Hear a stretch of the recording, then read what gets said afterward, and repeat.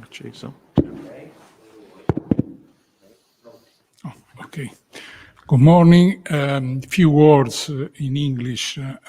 It's a pleasure for me to greet you on behalf of the department and its director, Giacomo Manzoli, who cannot be here with us today. For years, Media Mutation has been a solid opportunity of both national and international interest. Above all, it's a very important aspect of our department, since it represents a meeting point among various disciplines, as you can see in the work panels set for this meeting. I would like to thank in particular Luca Barra, Paola Brembilla, and Veronica Innocenti, who have organized this year's edition, and wish you all good work. Thank you. Good morning, everyone. Buongiorno a tutti. I welcome you from the Media Mutation Association to its 12th annual conference. The conference that begins today is in fact conceived by the association and organized in collaboration with the Department of the Arts.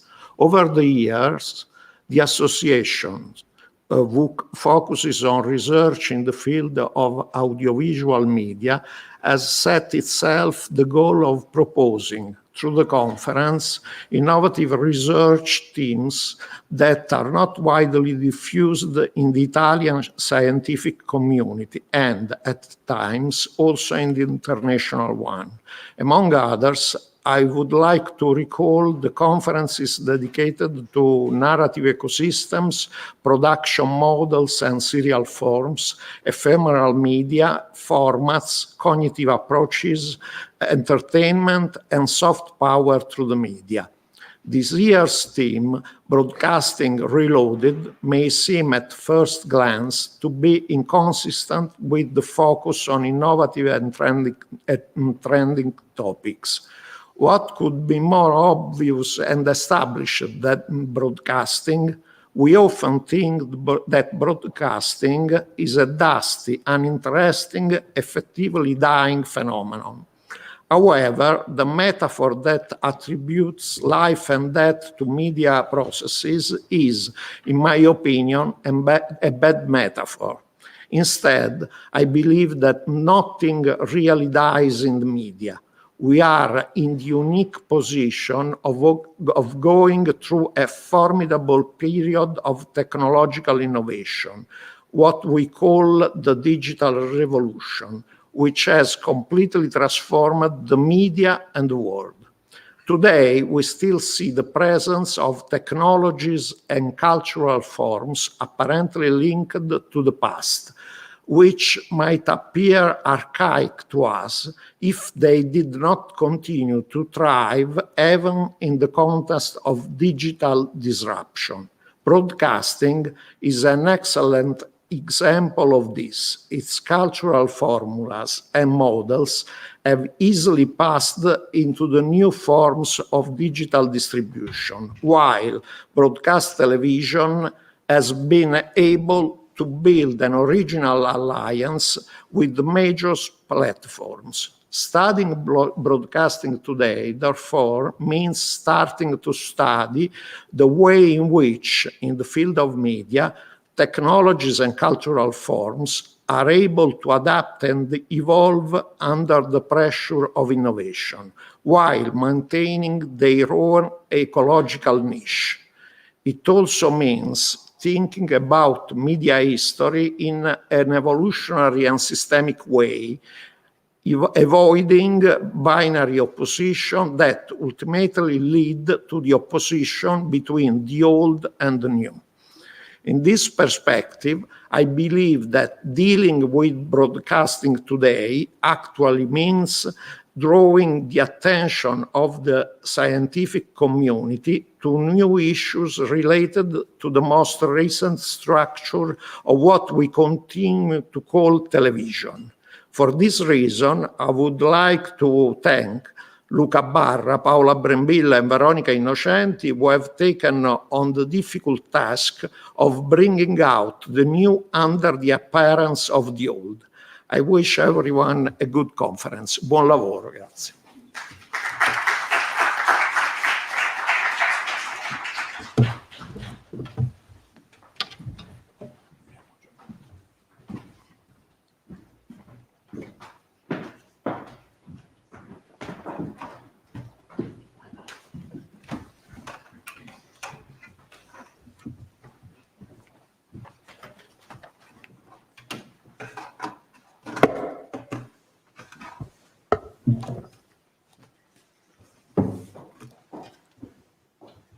Grazie Fulvio, grazie Guglielmo, and welcome everyone to Media Mutations 12. Just a few words of introduction because, as you all may have noticed, something has happened in the past 1 year and a half.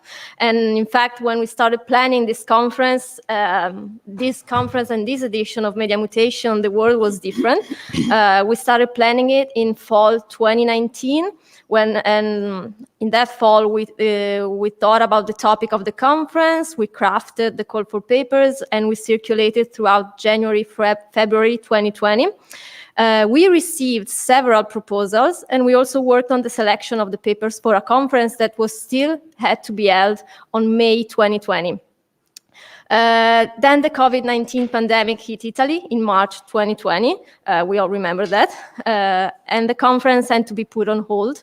Our priority, of course, was for every participant and for everyone to be safe. So it took much longer than expected to come back to this project. In this 1.5 years, we had the chance here at the University of Bologna, but also in other Italian universities, to experiment with online classes, blended classes, online conference, and blended conferences as well. Meanwhile, things have gotten better nationwide and worldwide. Restrictions in Italy were gradually lifted, and now we're in full capacity, as you may have seen, and even if with the security measures and protocol needed. International travel slowly restarted as well, so we decided that we were ready to hold the conference in a blended mode, giving everyone a choice, either to participate in presence or to participate online. So basically, this introduction is also a disclaimer. We tried to organize this conference in the best possible format in order to guarantee safety and access to everyone. In spring 2020, when we put the conference on hold, we went through a very strict lockdown. As scholars and as citizens and audiences as well, we experienced a renewed centrality of television and broadcasting content. We were all eager for news, for information, updates on the pandemic, as well as of more entertaining content to escape from a daily routine that had become very difficult since we were actually confined in our homes 24/7.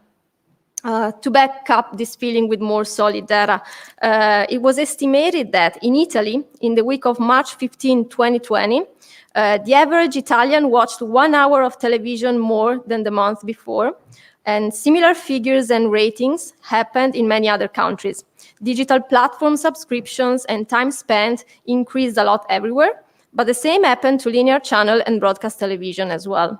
Moreover, the Italian public, as well as the viewers of many other European and Western countries, have concentrated on two main television genres, information and entertainment, fluctuating between the news, COVID-centered specials, daily updates, appointments, infotainment, talk shows, as well as searching for more reassuring, family-oriented and not controversial content, such as reality shows, talent shows, and also classic TV series in Italy like Il Commissario Montalbano and New Surprises hits as Doc Nelle Tue Mani, a medical drama that unexpected collected the Italian zeitgeist.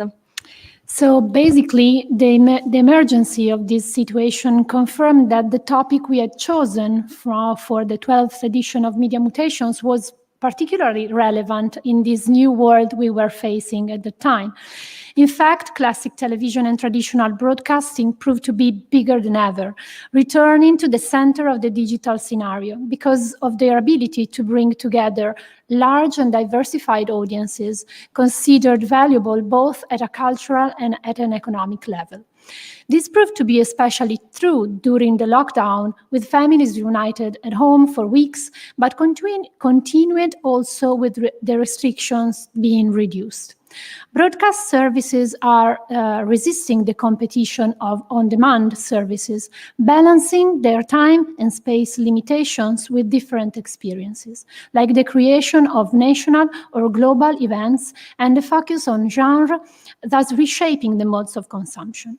Content-wise, network series and shows are still the pillars of schedules for free-to-air broadcasting, as they are becoming more and more relevant in the terms of ratings, production values, socio-political mandates, franchise expansions.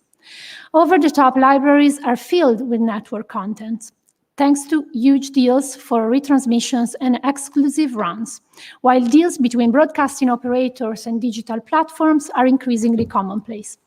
The market seems to be based on a codependency between broadcasting and online services rather than on a straightforward competition, and does not show a neat shift from broadcasting to narrowcasting.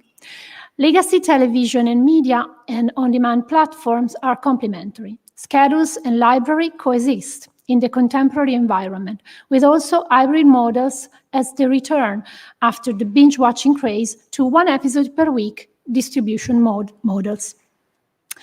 We believe that through the conference program we are about to present, we will be drawing attention back to broadcasting.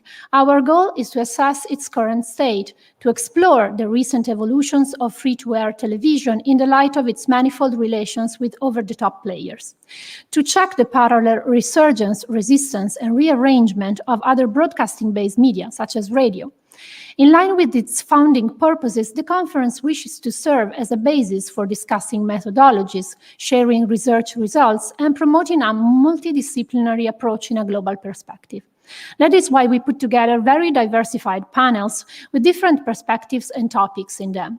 We hope, in so doing, to take advantage of cross-disciplinary approaches that the speakers proposed, in order to go beyond a medium-specific thinking and to foster dialogue and hopefully future collaborations among researchers from different fields. So after this introductory part, the conference will begin in a few minutes with our keynote speaker, Professor John Ellis. We are extremely grateful and proud to have him opening Media Mutations 12 and also to have him here in Bologna in the flesh as well. As you can see from the full program, we have tried to make the switches between online and face-to-face components as smooth as possible. That is why we have 4 entirely in-person panels this morning and tomorrow morning, which will be, of course, also streamed online, and 2 entirely online panels today in the afternoon. The whole conference is live streamed on Facebook, on the Dams Lab La Soffitta page, operated by the Department of the Arts. We will also close today's talk with a special event, an online workshop organized together with NEX, the European Network for Cinema and Media Studies, focused on discussion on how, as television and media scholars, we could negotiate and work with digital platforms. With this workshop, we hope to shed light on our own research work, which, just as broadcasting, is constantly facing new challenges. Media Mutation 12 is also organized in collaboration with the ICRIA Television Studies section. We have here also in the flesh a vice chair of the section, and we want to thank them also for helping us in spreading the news and building this conference. One last thing, this year also marked the 50th anniversary of the BA course in DAMS, Drama, Arts and Music Studies, as it is translated, which was the first to be launched in Italy, which opened the way for many other similar courses across the nation, and which constituted the basis of the Department of the Arts at the Università di Bologna that is now hosting this conference. We are happy and proud that Media Mutations has been included in the rich and multifaceted calendar of this celebration for the 50th 50 years of DAMS. We need to thank the Department of the Arts, DAMS Lab, and La Soffitta for their constant support, as well as the entire Università di Bologna, the Bologna Municipality, the Emilia-Romagna region, the Italian Ministry of Culture, and especially their audiovisual department for their fundamental help and contribution to all these celebrations, including Media Mutations. We need to thank Arti for their crucial role in making everything work in such a difficult new world of blended conferences, in overcoming all the complexities that have arisen across the weeks and will be there also in these 2 days in such challenging times. So we want to thank also all our colleagues, the administrations, the technicians, the friends at the Department of the Arts who contributed directly and indirectly to all of this. You will see many of them in these 2 days of conferences, so we want to thank them once again. After this introduction, which took actually maybe a bit too long, but okay, we had a lot of things to say, and we were having these things to say since a year and a half ago when we were supposed to do the Media Mutation 12 conference. We can start the actual conference and start with the keynote speaker, with our keynote speech. So I ask John Ellis to join me here and to go to his position also for the streaming. It is our pleasure, it is our honor to leave the brick and mortar floor as well as the digital floor we have bought at the moment to Professor John Ellis. I will just say a couple of words more to introduce Professor John Ellis, and then he will do his keynote speech. John Ellis is a professor of media arts at Royal Holloway, University of London. His career has spanned both television and academia, as he produced programs about cinema and culture for Channel 4 and BBC between 1982 and 1999. His 1982 book, Visible Fictions, was groundbreaking in its attempt to compare cinema and television, and was also translated back then by Rai Eri into the Italian language. He has later written Documentary, Witness and Self-Revelation in 2011. Is a founding editor of the online open access View Journal of European Television History and Culture. He chairs the Learning on Screen, which provides the archival TV service Box of Broadcasts, BOB, to education. Another important research project, How Television Used to Be Made, is on the history of television technologies and on the related professional practices. I left behind one thing, which is that in 2000, Professor John Ellis wrote a seminal book, which is Seeing Things, Television in the Age of Uncertainty, where he traced some trajectories in British and global television history, exploring scheduling, for instance, exploring TV genre, and so on. And actually, we asked him to be here and to start from this book to reflect 20 years later on what is television today. The title of his keynote speech is The Digital Disruption of Television, Myths and Realities. Actually, it's changed a bit, I see from the slide, but he will tell us that. And please, John, the floor is yours, and thank you very much once again. Well, thank you very much, Luca. And I must say first, this is such an extraordinary experience to be speaking in front of a living audience rather than an electronic one. And I'm not sure I really know how to do it anymore. We shall see. Oh, that's better. Yeah, okay. Yes, that's the first one. Very close miking. So I first wanted to say just how wonderful it is to be here for that reason, that I'm speaking to a living audience. And secondly, it's wonderful to be here in Bologna, and which is a great city that I haven't been to for many years. And also simply to be speaking in this highly important conference for Italian media studies scene and also for media studies scene across Europe. So it is indeed a wonderful experience for me. So thank you very much for enabling it, Luca. Now, I take the responsibility of doing a keynote seriously, so I am trying to talk to the issues of the conference, the theme of the conference. So I'm talking about how digital disruption relates to broadcasting. We've already heard some thoughts on this, and I hope to contribute further to this now. But first, as in the way of all keynote speeches, I have to do the self-promotion as well. Now, does that work? Which way does it work? Right. Okay. Right. Can I do it like this? Can I do it up here? Okay. Yeah. Okay. It's nice to know these things happen in the live, so I can just do it across here. Yep. Okay. Oh, no. Okay. So I think television studies stands on 4 legs. Here's a really corny graphic to get us going of the morning. Television studies stands on these 4 legs. The study of technology, of inventions, of innovations, which are pretty constant, and also nowadays media archaeology. The study of institutions, which includes production studies, the looking at the economics and the politics of television. The study of texts, issues of representation, and also the close reading of texts, as we put it in English, the understanding of how texts actually work. Narratology, maybe, is another word for it. And then finally, trying to understand usage, looking at what used to be called audiences, which are probably better called users nowadays.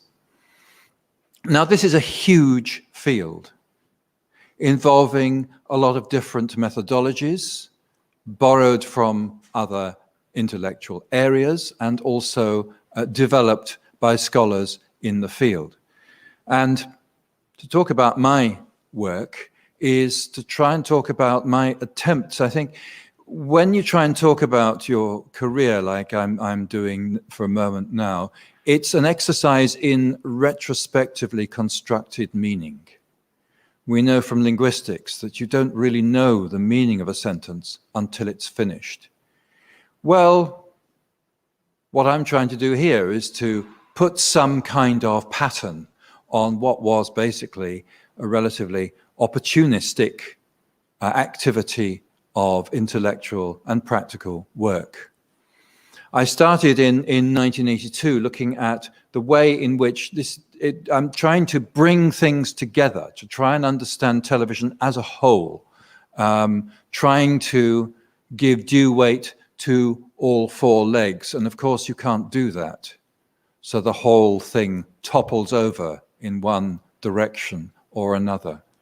But I started first in 1982 with Visible Fictions, which Luca's already talked about, trying to say there's a different ways of consuming television.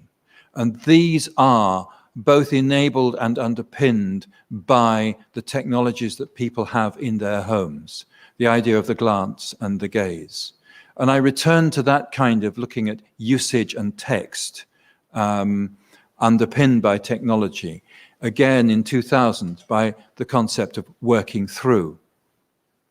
Then at the same sort of time, I was looking at how institutions interact with usage, the idea of television scheduling in broadcast television, the way that that relates to the issues I'm talking about today, the issues of everyday life.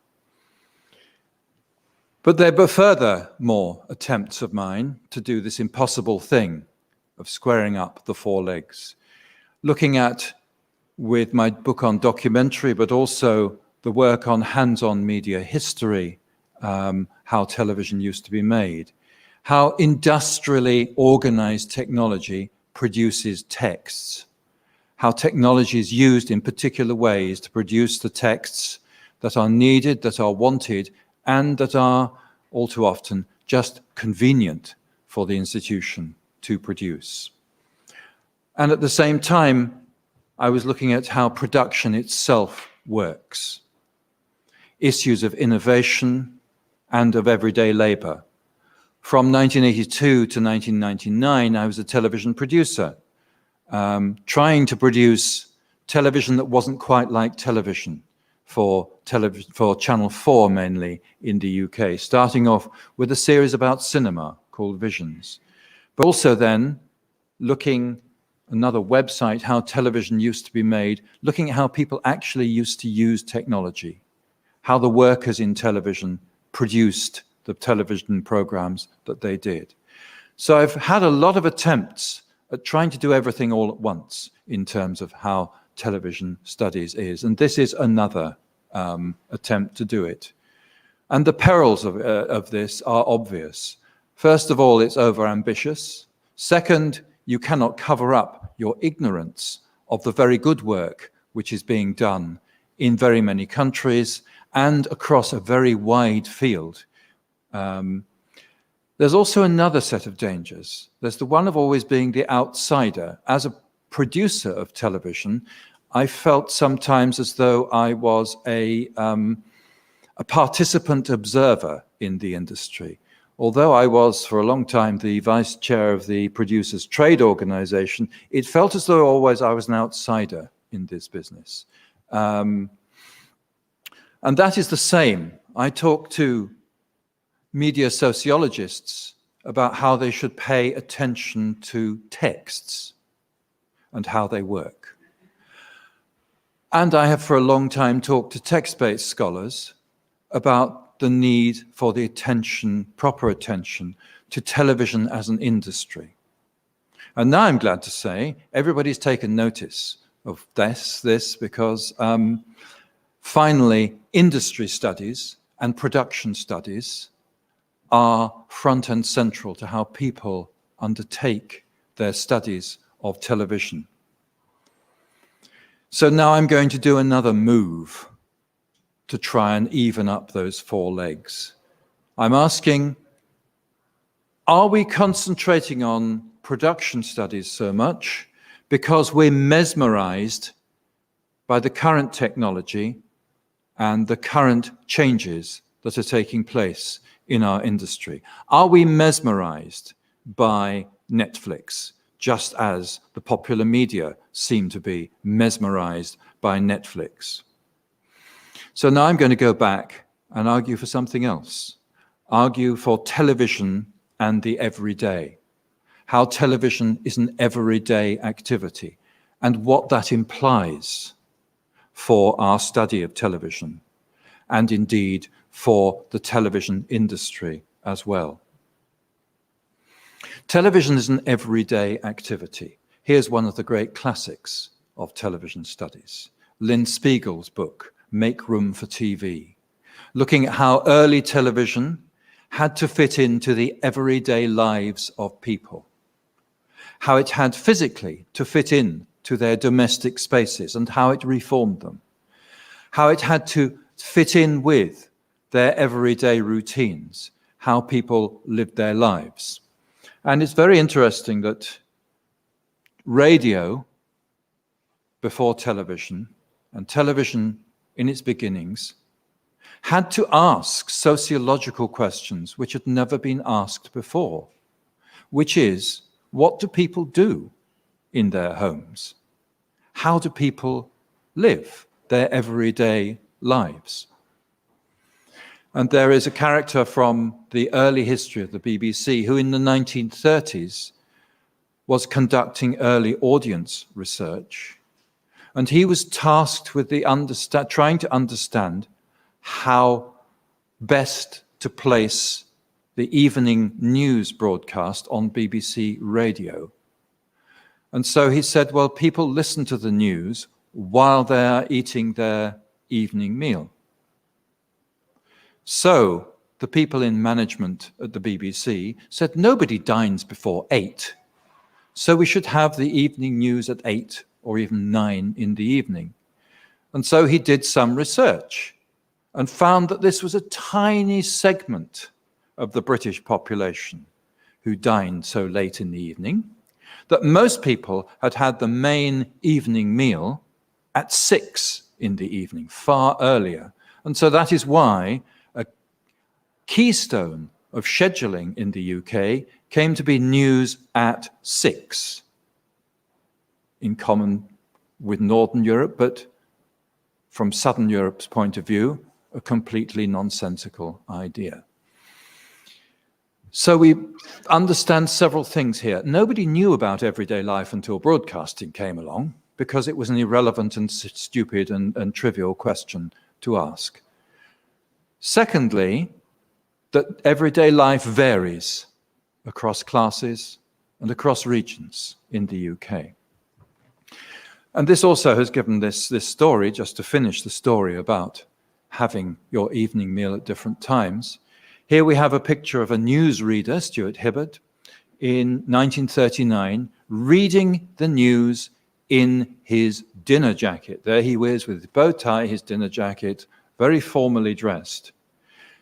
And the myth grew up that BBC newsreaders had to wear their dinner jackets to read the news because it was respectful and formal.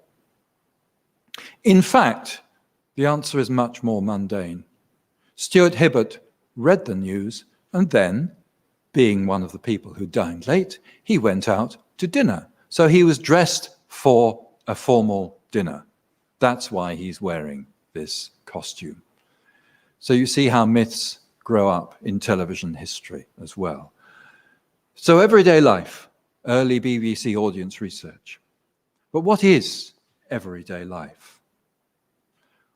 Well, as was indicated by that story, everyday life is private and individual. And other people's everyday lives, other people's everyday actions and habits often seem strange to us. People do strange things in their homes. And so we're slightly embarrassed because we feel this about other people. We're slightly embarrassed about discussing certain aspects of everyday life. And that's particularly because one of the aspects of everyday life is the rhythms of our own bodies, ourselves as natural processes. It's that moment when civilization is at its most precarious. What do we do with our bodies? How do we treat our bodies? How do we look after them? What problems do they cause us?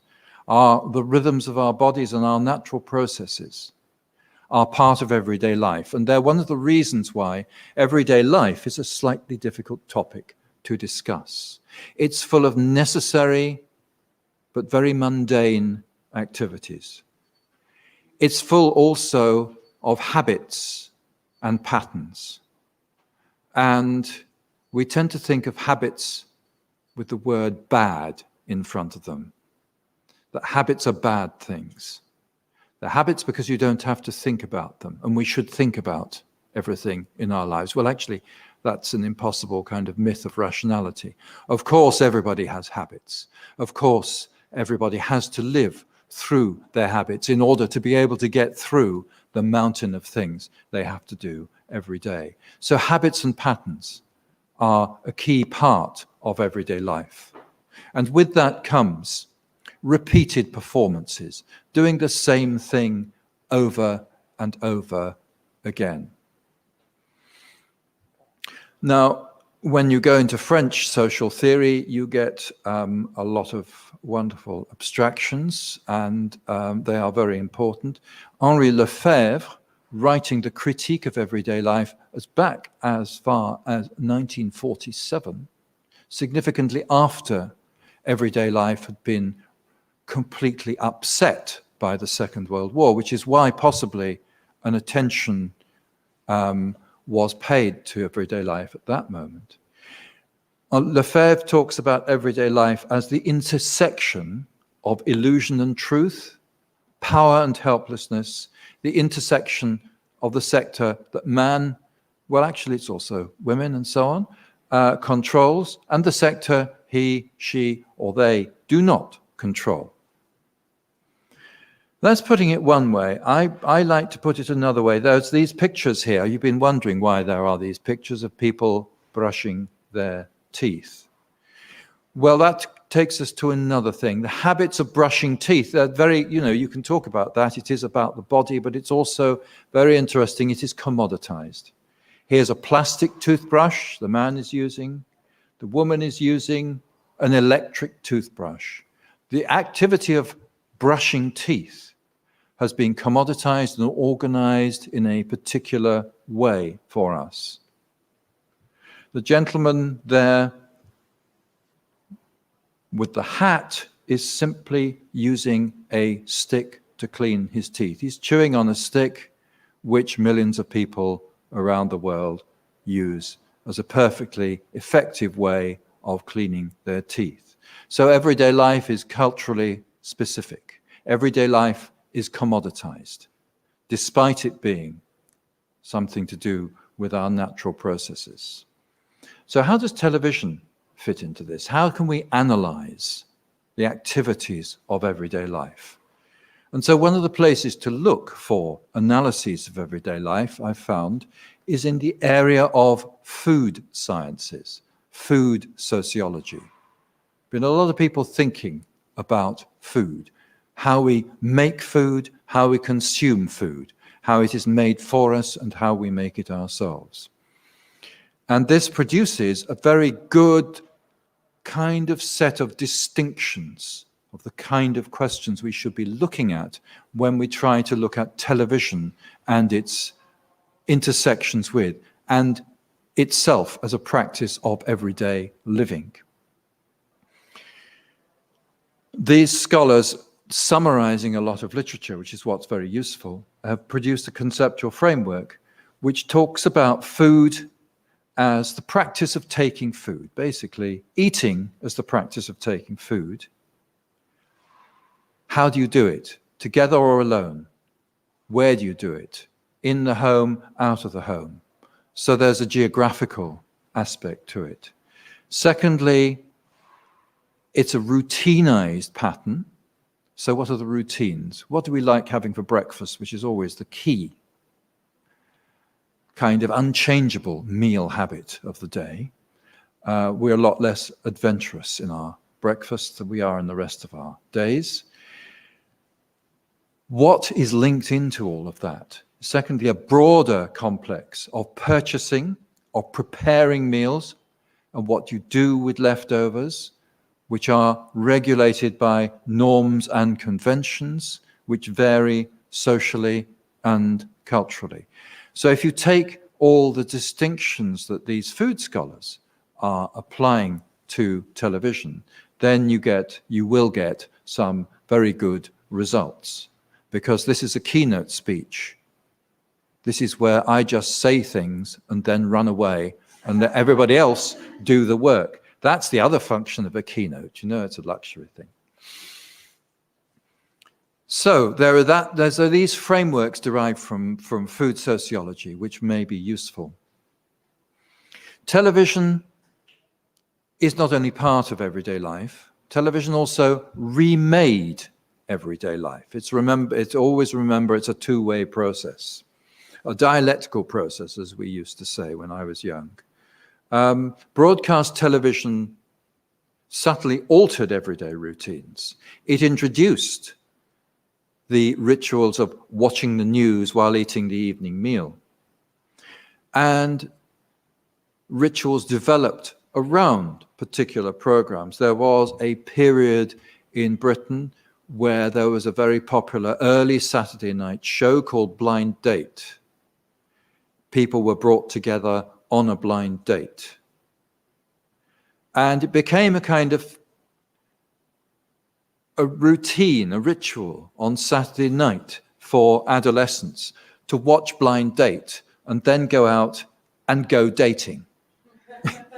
It was using the television entertainment as a kind of instructional or cautionary or just a way of easing yourself into the patterns of speech, the patterns of physical behavior that you needed to adopt when you were going out to try and date someone or going out on a date. It became a very interesting watching ritual in UK culture in the 1990s. But television affected everyday life in another way as well. It pushed forward some pretty fundamental changes in the nature of domestic space and domestic life. As Roger Silverstone said in a book called Television and Everyday Life, television is the only commodity that sells other commodities. Televisions show you stuff that you could buy. Televisions show you electric toothbrushes that could replace your plastic toothbrush that 15 years ago television sold you to replace the old wooden one that you were using. It's a commodity that sells other commodities. It also shows not just commodities, but lifestyles. It shows ways of living that you could aspire to. And the work on early situation comedies in the United States and the way that they behaved and they functioned in the European market is a real good instruction in how television changed by showing aspirational lifestyles. Lucy had a fridge. Lucy had a kitchen that nobody in Europe had, and everybody in Europe wanted. So I Love Lucy, when it arrived on the television screens of Europe, had this kind of transformative effect of showing the inside of other people's homes. And a lot of television, even now, is about that, seeing inside other people's homes, how they live their everyday lives. But early television was, by and large, live. To fill the hours, television had to be live. And that live television emphasized sociality, as Paddy Scannell put it. And it's an important aspect of broadcast television that it has this sociality. It's no longer literally live, but many, many programs still behave as though they were live programs. They still have the same forms of speech and address. They have the forms of speech which are deictic terms, like us, here, today, now, this. All the words I can use now, here, to you, sitting there, in a space that we are sharing, apart from those of you, of course, who are not here today, watching this on the screen, but live, concurrently. So the meaning of all these terms, this, here, now, today, depends on time and space context. The time and space of the utterance being in some way shared with the receivers in order that people understand it. Television developed a very important form of address, what Paddy Scannell summed up as being for anyone as someone. Television presenters, television narrations talk to us as individuals.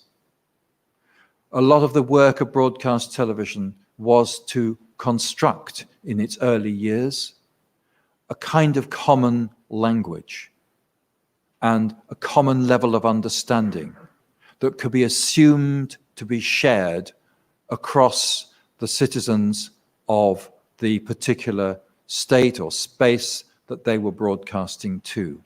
And this form of address, for anyone as someone, to an individual, because you feel personally addressed, but you know it's everybody else is feeling that as well.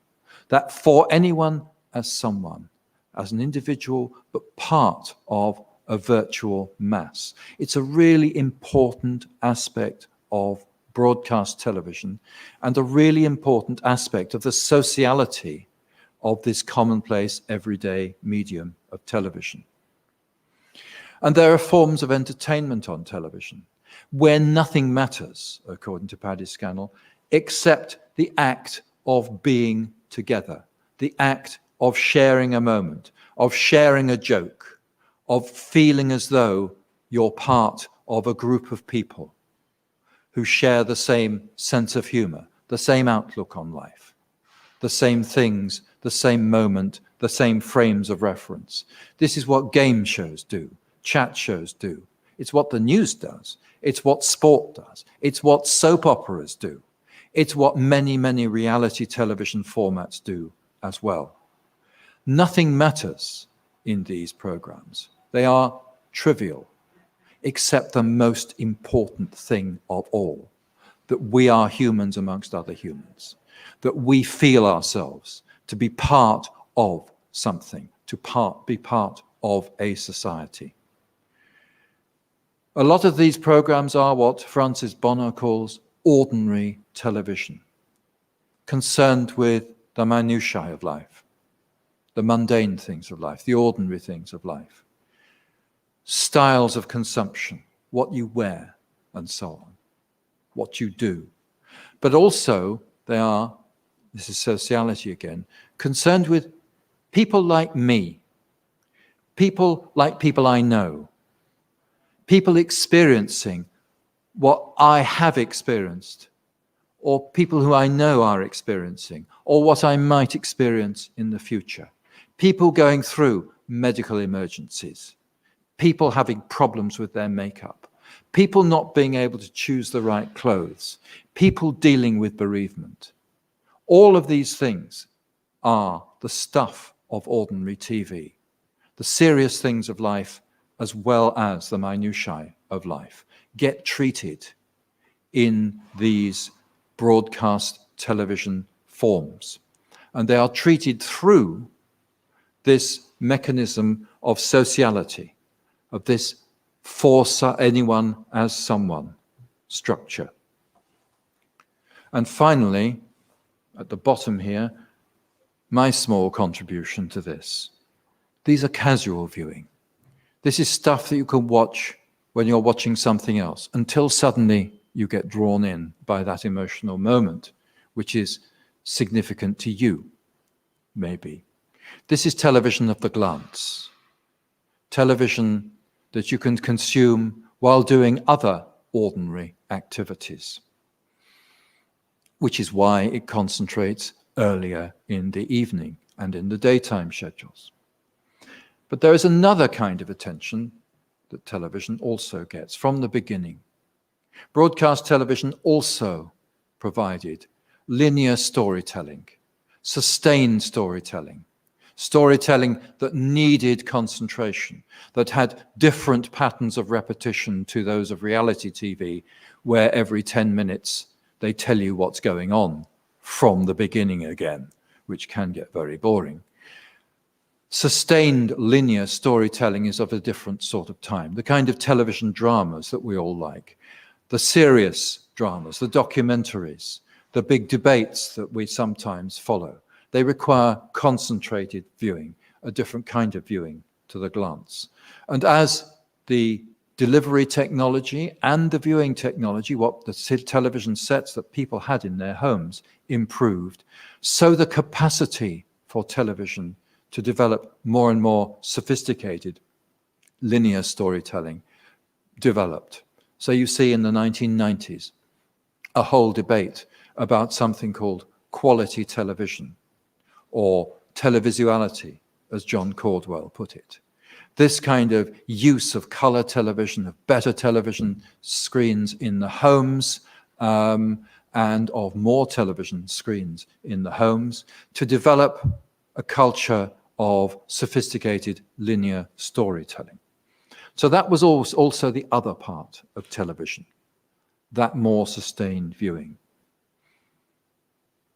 And now, of course, it is a truism of discussions of television, popular discussions, and distressingly, rather too many academic ones as well. It is a truism that this is happening, that the streaming services, the global streaming services, are creaming off most of the sustained linear storytelling from the old broadcasters. And they are disconnecting this activity of linear storytelling from the time of broadcast television and from the structures of broadcast television schedules. It is then argued that the decline of live or scheduled television practices is inevitable, and with that, the form of television as sociality, ordinary TV, everyday television, that also may go down with the broadcasters. That's the kind of argument that is made all too frequently and is being made by leading politicians in the UK. I'm sorry, I come from the UK. It's a terrible place nowadays to come from. We're no longer part of Europe. We are governed by people who don't know what they're talking about. And one of the things they don't know what they're talking about is television itself. So the presence of the BBC, the presence of large-scale public service broadcasting is actively questioned by our current minister responsible for broadcasting. So we live in these very difficult times. And this kind of argument is put forward by our leading politicians. I hope that those of you listening have a different political regime. I'm looking at the audience and people are nodding. I hope it's the case. I can look at the audience and see they're nodding. Isn't it great? So, yes, this is the kind of truism. But actually, is this true? We in television studies have concentrated on the impact of what I would call the online, for want of a better term, the impact of the online on the delivery of television and television-like services. You look at Kathy Johnson's excellent book and Amanda Lotz's current work, talking us through what this really means, how it works, what concepts we need to understand the impact of the online on television. Now, that is terrific work. The question I want to ask today is a slightly different one, which is, what's the impact of the online on everyday life? And how does that impact on television? And that's the other way round of asking the question. It's not the question of Netflix. It's the question of social media, if you like. It's the question of other screens. It's the big questions that we need now to ask in television studies. Because the online hasn't just impacted on how we consume our television. It's impacted on many, many other aspects of everyday life. Many habits have changed. And in a way, I hope Lynn Spiegel will write us another book called Make Room for Online. That would be good. What are the changes that are happening now? Well, television is making room for online. We're beginning to understand that. Everyday life is making room for online. Well, we know it's happening, but do we really have any way of understanding it? And the nexus of the routines, therefore, that television fits into in everyday life are also having to make room for online. Now, we're very far from understanding this, and so what follows is not a series of recommendations and a very tight argument. It is a series of questions to open a conference and a longer discussion. We can say first that the online is changing everyday routines. It is changing our patterns of work. Not only because of the pandemic, but it's accelerated this. We can and do work from home if we are in those privileged professions which allow us to do it. Because if you're a delivery driver, you can't work from home. So it's an unequal thing, like many of these things are. What we suffer from then is precarious work, which is increasing. The gig economy, the idea that you do a job for an hour, but you're available 24/7 in order to do it, is another development of online in patterns of work.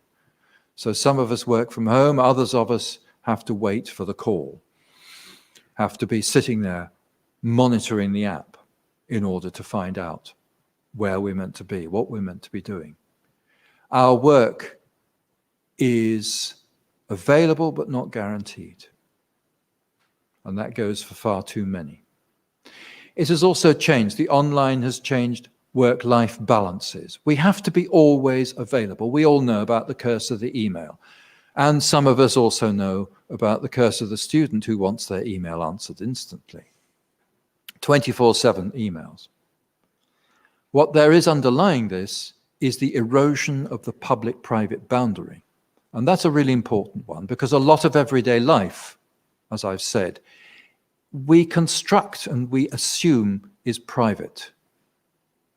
But those boundaries are being changed and eroded by the eruption of online. And so we see in social media the way that the old habits of appropriate speech, what is appropriate to say and what is appropriate not to say, are being confused. People don't know how to handle them anymore. They assume the joke that they could make to their friends is a joke that they could make on social media, which is public. And they discover far too late that this is not the case. So the public-private boundary is being eroded by online. It is being changed. Television changed the public-private boundary, just like the telephone changed the public-private boundary. So it's not something we're experiencing in everyday life and in private for the first time, but it is something which is much bigger and much more difficult for people to handle. Our shopping is being changed, our food preparation, which is why those, the food sociologists are of great interest to us, because they're actually kind of further ahead than we are on this one. Our food habits are changing in the world of online. How we shop, how we get food, how we get meal kits delivered, how we get entirely manufactured meals delivered at the drop of a hat is all changing as a result. We can stay in where we used to have to go out to get our takeaways. Those of us who live in the cultures that do that kind of stuff. So shopping and food preparation, our forms of socializing are changing. People go out, young people particularly, I have noticed from my great age, young people go out without any plan. They take their phone and just see what happens. Now, in the days of blind date and so on, when that was the part of the ritual, you couldn't behave like that. You needed to have an arrangement in advance that you knew was going to work. You can't just go out and hope or know or trust that somebody will say, there's this going on, where are you, and so on, or let's do straight away, or you find there is through various ways. No, there's forms of socializing have changed. That last-minute arrangement, the existence of virtual communities, the ability that we have, and we've all got fed up with, of communicating by Zoom with relatives and friends far away. We have changes to travel. We have reduced commuting. We have Airbnb, and the curse that is to cities like this. And we have the effect also of the online on our own bodies, the growing incidence of body dysmorphia related to, allegedly, Instagram and so on. And then under this, there's a whole other thing going on as well, which is the climate crisis, which is also demanding that everyday life should change. So everyday life is really difficult at the moment to understand because it's moving so fast. And television is trying to fit in to this new everyday and the new everydays that each of us is having to construct for ourselves. So what do we ask? Well, first off, how do we approach this?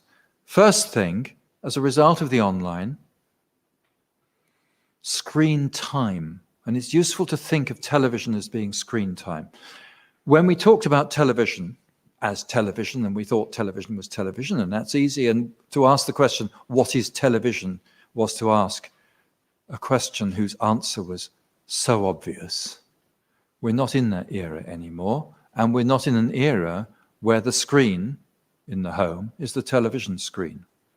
Screens, first of all, proliferated around the home, and now there's a whole range of screen media which compete for our everyday domestic time. They're the screens of social media, the streams of news streams, which are eroding broadcast news. There is the activity of gaming, which is, as we say in English, the elephant in the room, a huge activity involving screens that some scholars are looking at, some scholars are seeking to understand, but they're seeking to understand in our media departments, mainly, but without reference to television. So gaming is a huge screen activity, and coming along behind this is immersive activities or extended reality activities, things that they're now calling XR. I find that very confusing because that in English also means the protest group Extinction Rebellion.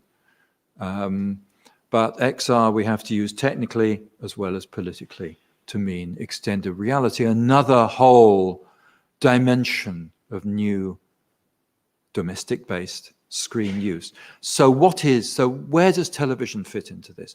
What is distinctive about television screen time? How is it distinct from all these other screen times? How does it interact with them? And how does it fit into the new everyday life, which is making room for all of these different screen times? You can't game and watch TV. You can watch TV and participate in social media. There's research. Well, there was research about that. It went away. So first of all, what is distinctive about screen time? And one of the things that's distinctive about television screen time is possibly the linear story text. How does it differ from the involvement in gaming or the involvement in XR? We have to define how television linear stories involve people that is different from these other screen media. And that leads us to the question then, will the current boom in streamed television drama actually continue? Will people get fed up with the amount of choice and the amount of sameness that there is in a lot of television or streamed television drama?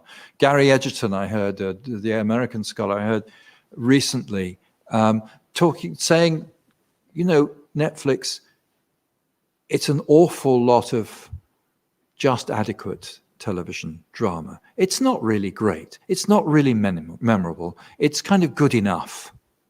It's adequate. So are we going to see 5 years down the line people saying, well, Netflix is a bit samey, really. There's not so much on there I want to watch as there used to be, now that the media fuss has died down? Are we going to see the boom continuing, or are we going to see it ending?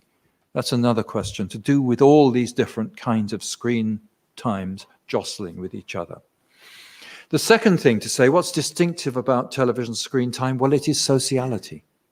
And it is what underpins sociality, currency, a term I think that actually originated in Italian television scholarship some while ago, looking at live television when it stopped being live and saying, well, it's currency. It's still, it's the same week, it's the same month, it's the same social period, it's the same social moment, the kind of currency which still is a major aspect of television, whether it's broadcast television or indeed streamed television.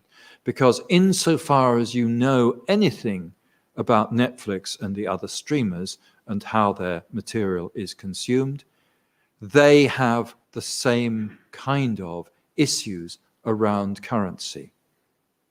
That the vast bulk of the people who are ever going to watch this stuff will watch it pretty much when it's first released. The research that you can find is mainly about the release of feature films on Netflix, and a really significant number, the same sort of proportion actually, who go to the cinema in the first weekend or the first week of a film's release, compared to those who go after that. It's the same kind of currency in terms of new releases on Netflix, it seems.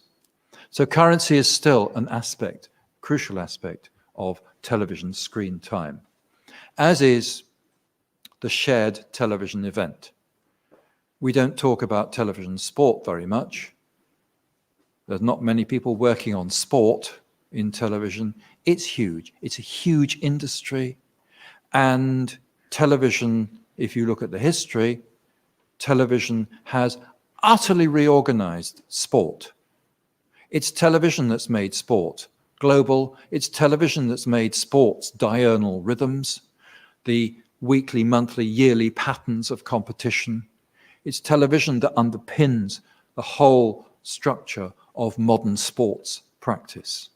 And that story was never really been told, neither has the story of television technology and the way that it's always the sports people who get the stuff first. It's the sports people who drive television innovation in technology. So live sports is a really important aspect of television going forward. It's not disappearing. Amazon's making some effort with sport. It's not something the other streamers will even touch. But live events in the more traditional way, Dancing with the Stars, there you see, Dancing with the Stars in Italy, the Great British Bake Off. And it's a global thing. These formats, these broadcast television formats of the shared television event, they're also a huge industry, as we know. Lots of people are working on formats, and it's really wonderful that they are. So that shared present is still really important in television as well. So that's distinctive about television screen time. The shared present of a group game is probably different. So we have to ask how. Broadcast television, this is more about the streamers. Is broadcast television going to survive if it's not the form of television anymore? There's the question of localized content. There's the question of how broadcast television will adapt. Cinema made room for television in its time by specializing. Cinema used to have varied programs, including a whole program of attractions, including things that you never see in the cinema anymore, newsreels, second features, shorts. Cinema specialized. Will television have to do that as well? Will broadcast television make room for online by simply not doing things, by simply stopping doing news broadcasts? That is a question that we need to answer. Or, alternatively, is the future the evolution of broadcasting into a streaming plus broadcasting model that maintains ordinary television? And this is, I think, what is happening. Here are a couple of examples. The platform Salto in France, which brings together a number of competing traditional terrestrial broadcasters onto a common platform, which allows viewers to stream what was otherwise broadcast. Another platform in the UK called More4, which provides a huge amount. They say they're the biggest streaming platform in the UK. It's not actually true. That's Box of Broadcast, which Luca was talking about earlier and we'll be discussing maybe later. But it's huge. It is the output of Channel 4, which is available for streaming. So broadcasters are now making real advances in developing a broadcast and streaming, which will become a streaming and broadcast model, which will maintain the kind of sociality of their output, we hope. And so there's quite an optimistic kind of look to national television industries and the way that they're trying to deal with the perceived threat of the global streaming services, which are mainly actually American streaming services, of course. So maybe that's optimistic, but this is less so. Social media. How does social media impact on everyday life and the place of television in everyday life? The insertion of social media front and central is changing everyday social and personal interactions. We all know that, we all do it. We all have not quite worked out what it's doing for us and doing for the people we know and doing for our society as a whole. And it's interesting that social media, like the current television, requires instantaneous or in-the-moment engagement. And so you see interactions, which was studied at one point. People tweeting while they are watching TV, and optimistic market research on a pretty dubious sort of empirical base, looking at how people remembered adverts better if they tweeted while they were watching TV. Strange piece of research, but there it is. But there's another set of questions which we should be asking about social media as well. What is the address of social media? If the address of television is for anyone as someone, what's the address of social media? I suspect it's for anyone, for no one in particular. It's not for anyone as someone. It's for no one in particular. When you post on Facebook, those of us who are very old who still use that medium, when you put a picture on Instagram, when you use social media, when you tweet, who actually are you talking to? Who do you think? Who's your imagined addressee? And when you read these things, when you look at them, how do you feel you are being addressed? The answer to that question is the answer to the question, what is distinctive about television and everyday, and what is distinctive about television and its address? Television addresses people for anyone as someone. Social media is for no one in particular.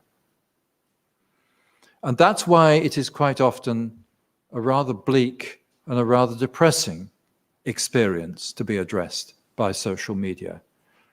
It excites senses of inadequacy or the feeling of being in competition. Everybody else is having such a wonderful life. There he is in Bologna having this terrific meal. Here I am, sitting in my office, having to have the same meal as I had yesterday. So what is that all about? You know, that's what social media do. Television is different. And so television is about comfort in a very deep sense. Everyday television is about comfort. That's why it feels facile and optimistic sometimes. It is comfort viewing. Everyday TV may be the antidote to the anxieties of social media.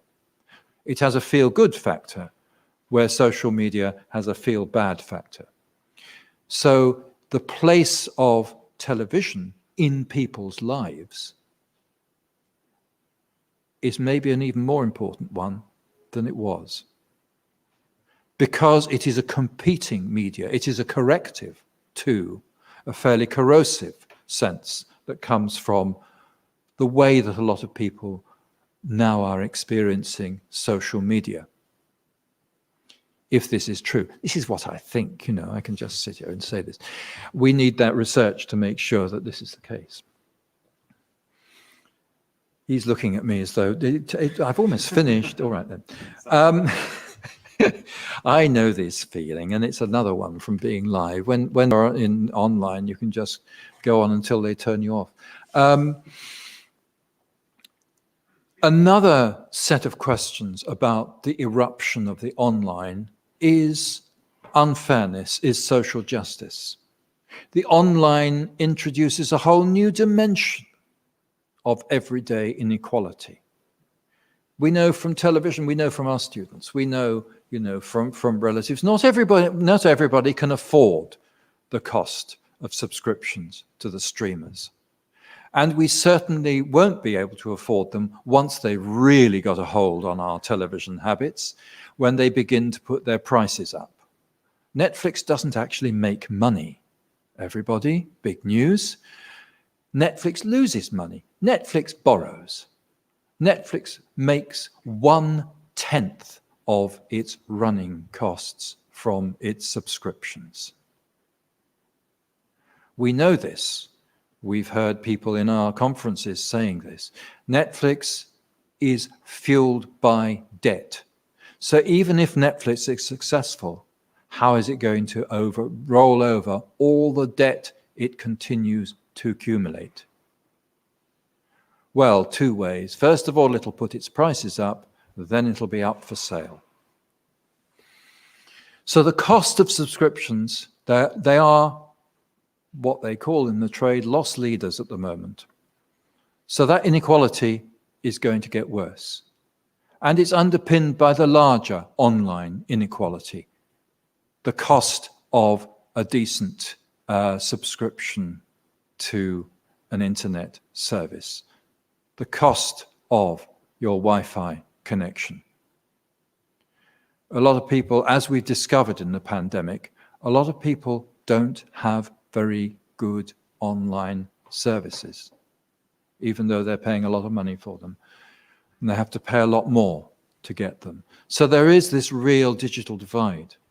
Huge disparities also in the equipment that people are using. Some people are watching streamed television on their phones. Some people are watching them on huge screen projectors like this wonderful one behind me. Those are very different kind of things, and they require different kind of content.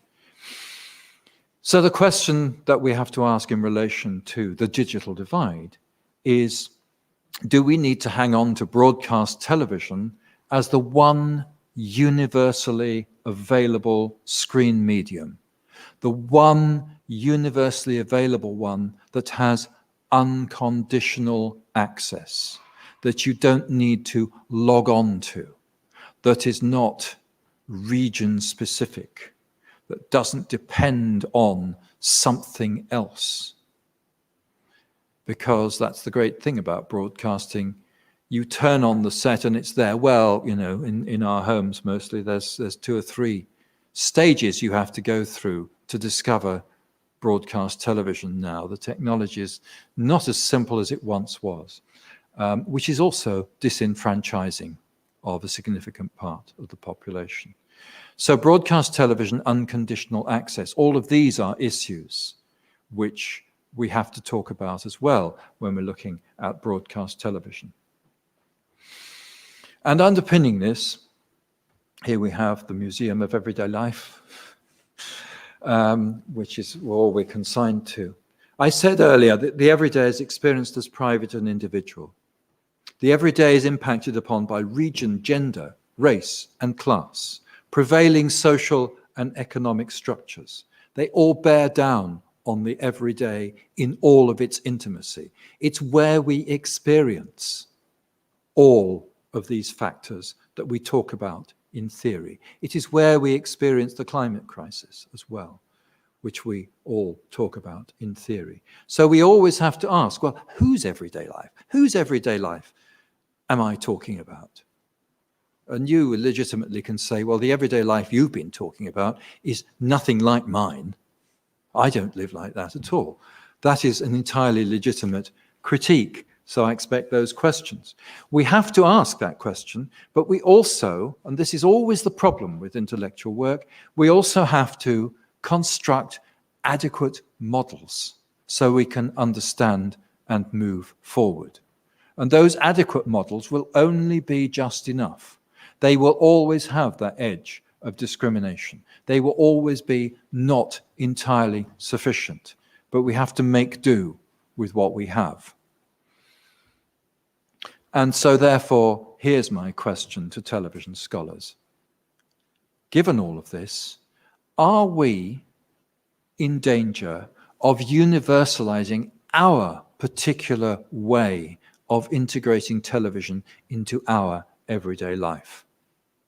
And particularly, are we in danger of universalizing our habit of consuming very large quantities of streamed television fiction and saying that's what everybody's doing, and forgetting that actually many, many people are consuming broadcast television and are consuming broadcast television that's not fiction, but consuming ordinary television, event television, comforting television, the kind of television that has always been numerically predominant in the hours of output.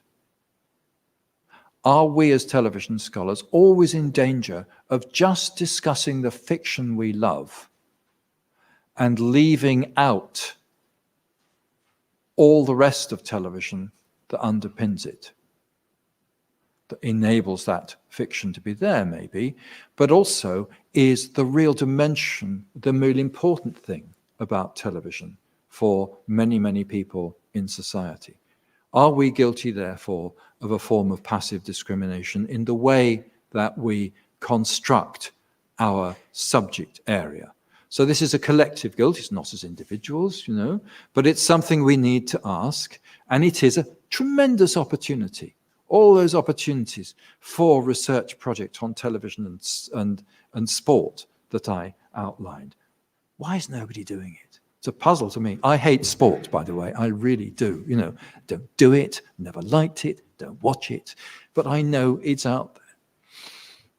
And I know it's been hugely important in the history of television. So in discussing everyday life, it's just the same, really, as discussing television. We have to be aware of our unconscious biases. So, final slide, Luca.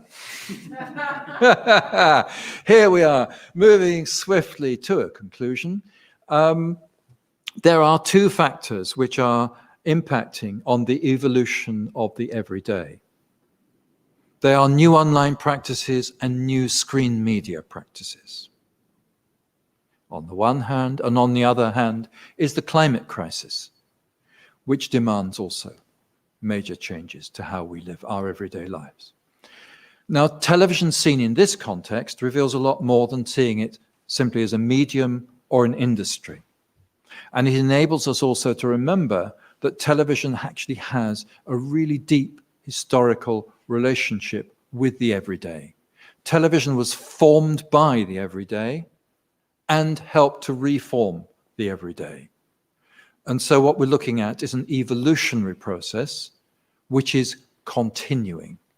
So I look forward to hearing the next contributions to understanding this evolution. There you are. Thank you.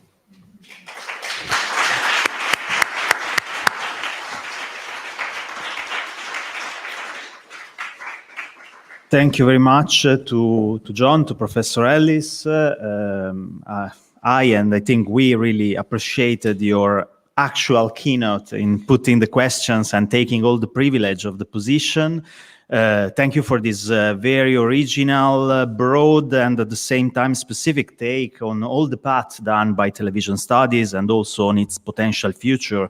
I would like just to highlight a couple things, and then maybe we can steal some time for a couple of questions. One, the risk that we always have of starting every time from scratch, in a way considering everything and every time as revolutionary and new, while following the promotional discourse, while being mesmerized, as you say, by the platforms and so on. But actually we have already tools and glances and perspectives that can help us in understand also the contemporary scenario.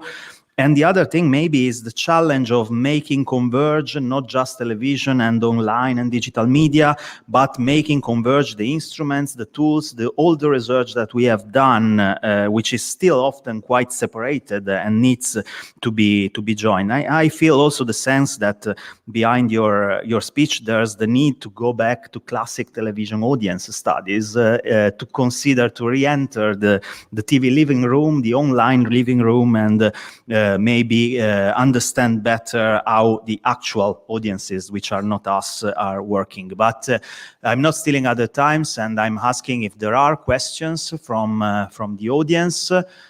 We have time, not so much time actually, but there's, okay, Lucio, if you can come here with the mic or stuff, so to be heard also.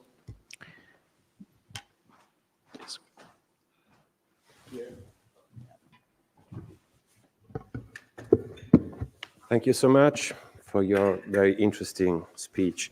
I would like to pay a question about documentaries on Netflix. Because I know you study so much the question of witnessing and documentaries. So I think in Netflix we have such a reborn, a strange reborn of documentaries.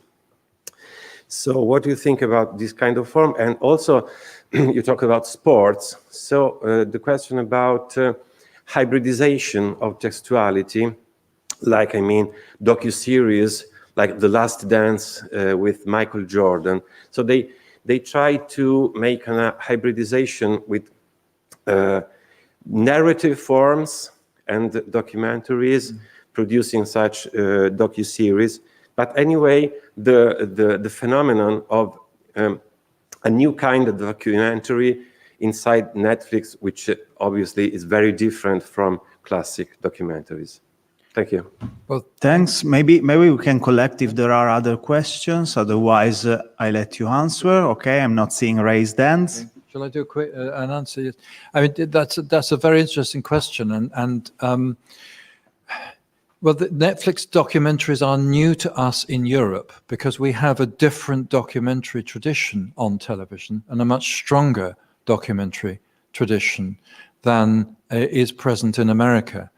I mean, the Netflix documentaries I've seen look fairly similar to American mainstream documentaries made for cinema, and that I think is the model, because mainly it's the people who've made those who are making them, and so it's new to us, but it is very different from the European documentary traditions that we're much more used to. They have different rhythms. They have a different attitude to the people who participate in them. They have a much greater presence of voiceover narration, and they have a different way of organizing their kind of pedagogical strategies. Yeah. Now, you also asked about something I'm not familiar with. It's a docu-series about Michael Jordan, the basketball player. That's sports. That's why you are not familiar.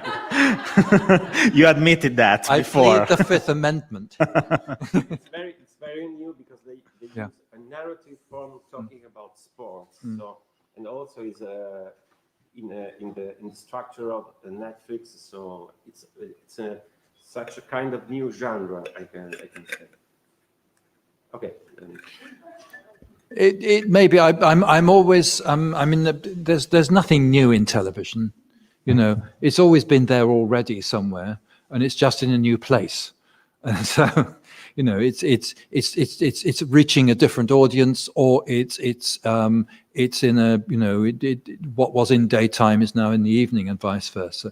I mean, there's not much invention. There's merging in television. Yes, that kind of pushing together of two genres, which is what we saw with putting together the game show and reality television to produce Dancing with the Stars or whatever it is. There's so newness in television, but I don't know. It's sport, as the man said. Sorry. Thank you. Okay, are there other questions? Otherwise, one of the perks of being live again in person in the flesh is also that there will be time to discuss along the panels with John, and also for the people attending online, there will be another chance to listen to John's take on contemporary television in the workshop that will conclude today's works. So thank you very much once again to John for his keynote, and let's move on, probably after a couple of minutes of break, to just exchange the positions with the first panel of this live in the flesh morning. Thank you again. Thank you.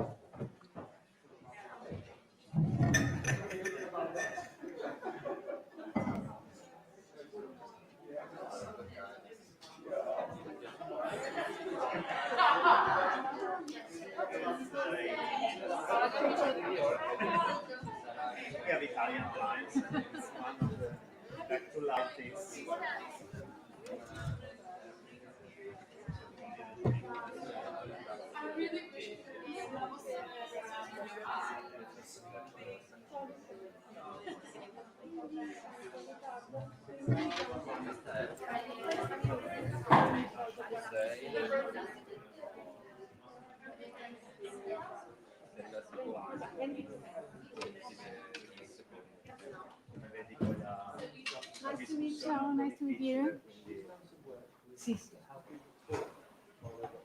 I'm the chair. Yes. You are the first speaker. And I just set myself already, I placed myself already Yes, here, yeah? yes, okay. It's okay. I think 20 minutes because one person is absent. Okay. Okay.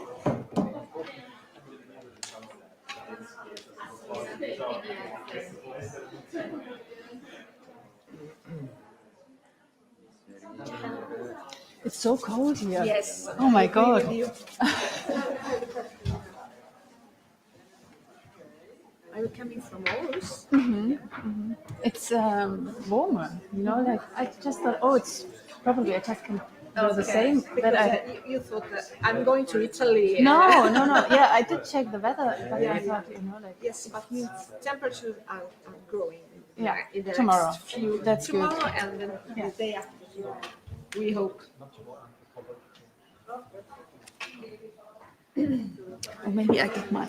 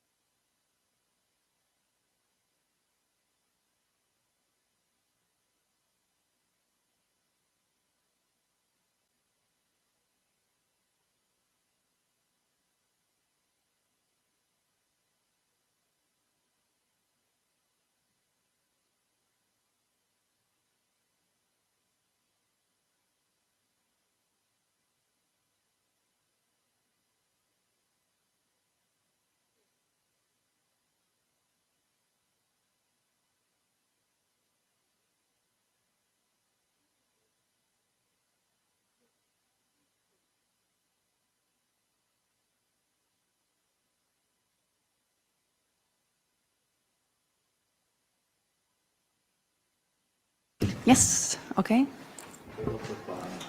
Yes. I don't know if we can start. Where is the boss?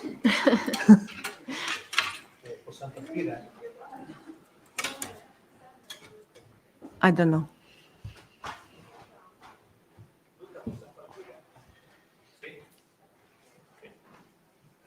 Let's get started. Okay, I'm happy to introduce two papers. The first one is by Susanne Eichner from Aarhus University, and the title is New Partnerships in Drama Co-Production, the Case of Germany.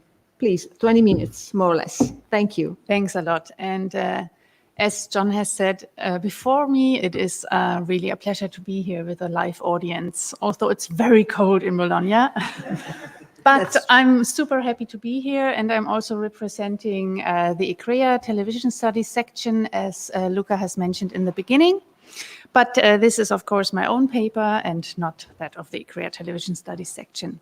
I'm talking today about new partnerships in European drama co-productions, and I look at what's happening in Germany, and I'm very grateful for John to have laid out the field as it is. On the one hand, I'm doing what he has described as a danger to zoom in at stuff that we do like. On the other hand, I will also look at some aspects that he has mentioned about what does it mean to be a broadcaster in an online and streaming era. So I'm interested in new market dynamics that we can see in this particular market that I'm looking at. And the big question, maybe the underlying question that has been addressed by John is, can we talk about the death of television, or more precisely or more narrowed down, maybe about the death of public service broadcasting? And of course, this should be perceived as a critical question that I don't agree with, and I will show you in a minute. First of all, we can state that we see more drama content than ever before on the market, and also more drama productions from Europe. This has several contextual factors, and I just will name here that it also depends on some regulative factors, of course. John has mentioned the 4 pillars, the technology, then of course the industry perspective, the users, and the text. I will focus here a lot on the regulative and production-wise pillar of it, and look at the case study Germany, how new partnerships can be considered as an answer to ongoing challenges of the national, European, and to the global market.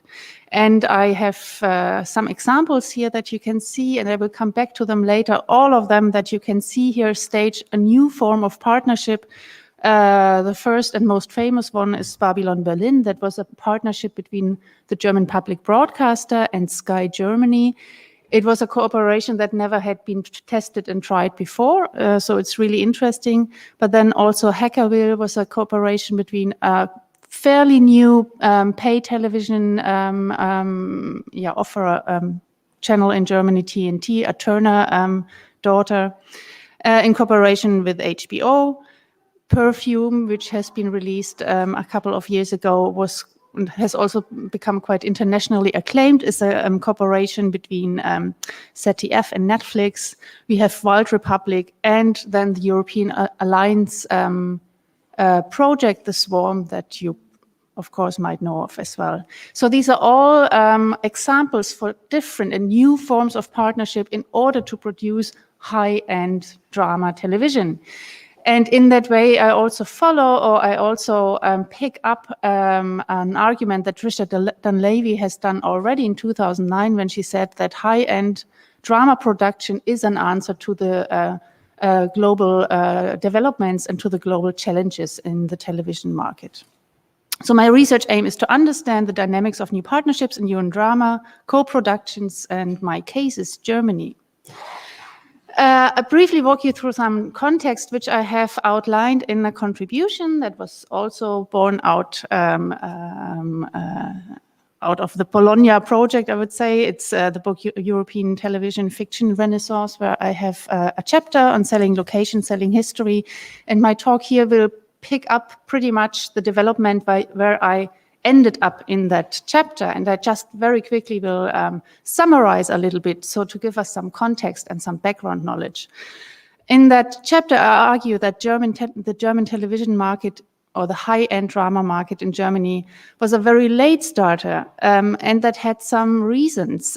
First of all, there was some resistance to some effects, to the economic effects of digitalization, due to the fact that in Germany there's a very, very strong public broadcasting system that creates 8 billion annual license fees that can be spent. And together with the free commercial television, they formed a very strong dual broadcasting system who shared between the market until around 2015. And paid television or other services could not really gain ground because of the big substantial free offer. And we have, of course, similar situations, maybe in Italy, but mostly also in France. Another factor was that audience migration to online offers was long unnoticed or even ignored, and I also outline in that chapter why that could happen, and Germany was also a markedly import-oriented market. But in 2015, we can then see that change is underway. Pay television and premium streaming services are gaining ground, with Netflix and Amazon Prime entering the market in 2014. Also, of course, the European media regulation already since 2010 emphasized European productions and co-productions, also a reason why to engage more in co-productions. We also see an increased pressure on public service broadcasting from the public, from the discourses around television and the quality of television to prove competitive on the European as well on the global scale. And then finally, when the internationally acclaimed series Deutschland 83 can be seen as the first visible high-end drama, and thus also a door opener into the international market when it became the showpiece of the British platform Walter Presents. And then we came, and this is where my chapter ends, we come to 2008, where I argue that Babylon Berlin was really born or can be seen as the child of the new market logics that were fully tangible in 2017-18 with pay television and streaming services, all kinds of streaming services, SVOD, TVOD or AVOD, advertisement-based streaming platforms, significantly growing. And also, the whole industry has had to realize that young audiences are primarily online and primarily streaming. But in 2018, we can also see that public service broadcasters' streaming offers, as well as the free commercial television streaming offers, have matured. So they have went online. They have developed really good streaming platforms and streaming offers. In German, they are called the Mediatheken. These are the public broadcasters' offers, and some joint projects from the free commercial television channels. RTL Plus from RTL and joined by the other free-to-air commercial broadcasters. And we can see that there is a shift in understanding success on television, from audience rating to a more integrative understanding of what does success mean, and I come back to that later. And of course, the AMSD from 2018 now clearly favors European production and co-productions also for the digital market. But all in all, we can see that the competitive market out there, with the demands for more and more content that John has also alluded to, causes higher production budgets to create more higher production value to stay competitive in that highly energetic market that we can see at the moment. Consequently, public broadcasters and all players are in need of more money, and we know that, and this is like not a secret, that of course, in order to make more money, you need to have more partners, and therefore you need to explore new possible partnerships. And this is where I want to dig a little bit deeper into. And Babylon Berlin then can be seen as the first high-end drama born out of these new market logics, as I've argued. Okay, but before I start into my analysis of the current market, I wanted to just show you or give you an impression of which market are we talking about in terms of audience, in terms of audiences. And I think this graphic is quite interesting because I was struggling since a while to find out how to compare market share, how to compare viewerships, and how strong your market share is in the market when only broadcasters are compared, but they're never compared directly with the streaming market. So how can you go about it? Because if you look at market shares, the market is still only divided by public broadcasters, commercial free-to-air broadcasters, and as a very minor share, it is pay television in Germany. But the streaming market is not counted into that. Then you have to go to another kind of picture, and then you can see how the streaming market divides itself among each other. But this table shows you a little bit based on a representative survey with nearly 2,000 people. Where do you go? What do you use? And there you can see that Flow Television, which is primarily public broadcasters, and free-to-air commercial television still is the biggest part of it.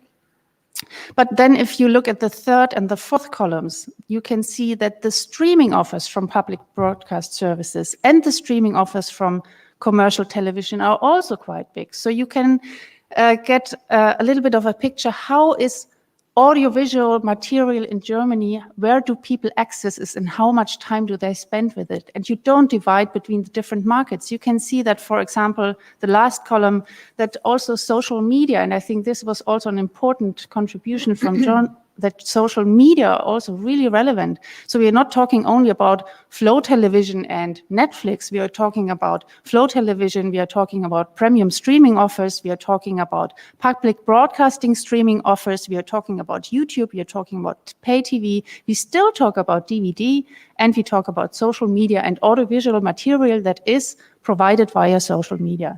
So, and this gives a little bit of a more differentiated picture, what it means to think about what is television and where do people get television from. If we try to understand it more in terms of what is audiovisual content and where do people get audiovisual content from. You can also look at it in terms of time used for audiovisual television or video use in Germany. Altogether, you see that 213 minutes are spent in assessing or in using audiovisual material. In German, that is called moving pictures. You can't really translate that because you have the association with cinema, so I choose to call it television video. 72% of that time is still spent on Flow Television. It's really impressive. 14% is spent with premium streaming services, but we see a clear generational gap or shift, because even though altogether 72% is spent on Flow Television, you can see that the younger the audience get, the bigger the time is spent on streaming services. But still, it's 28% spent on Flow Television.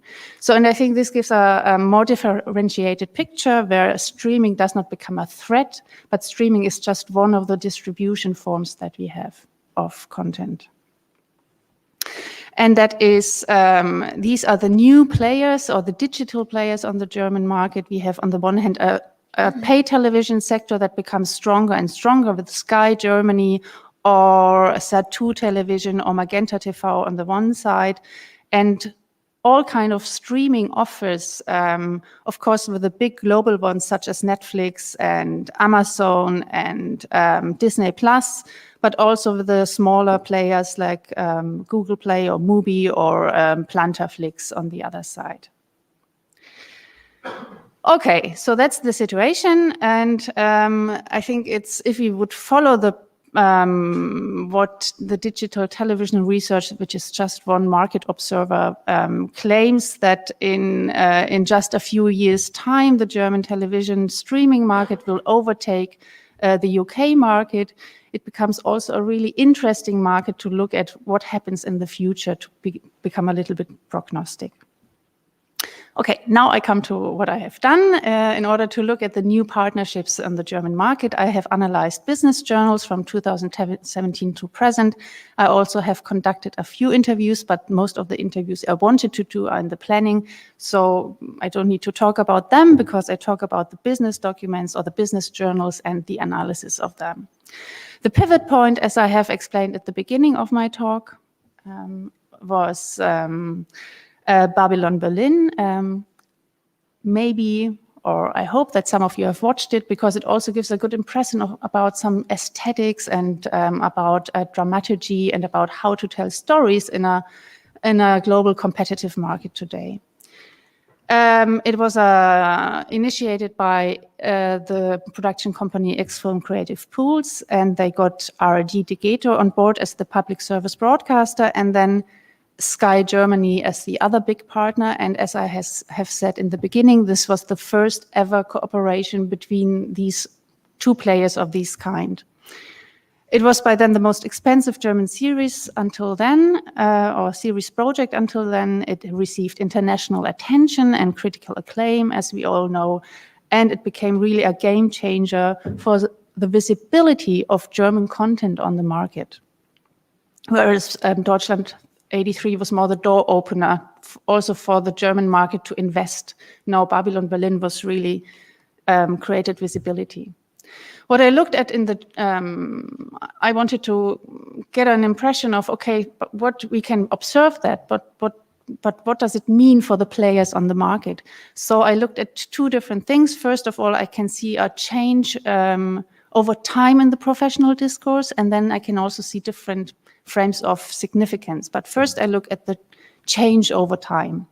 So until 2015, the public and professional discourse in Germany was markedly negative in assessing the quality of German drama productions.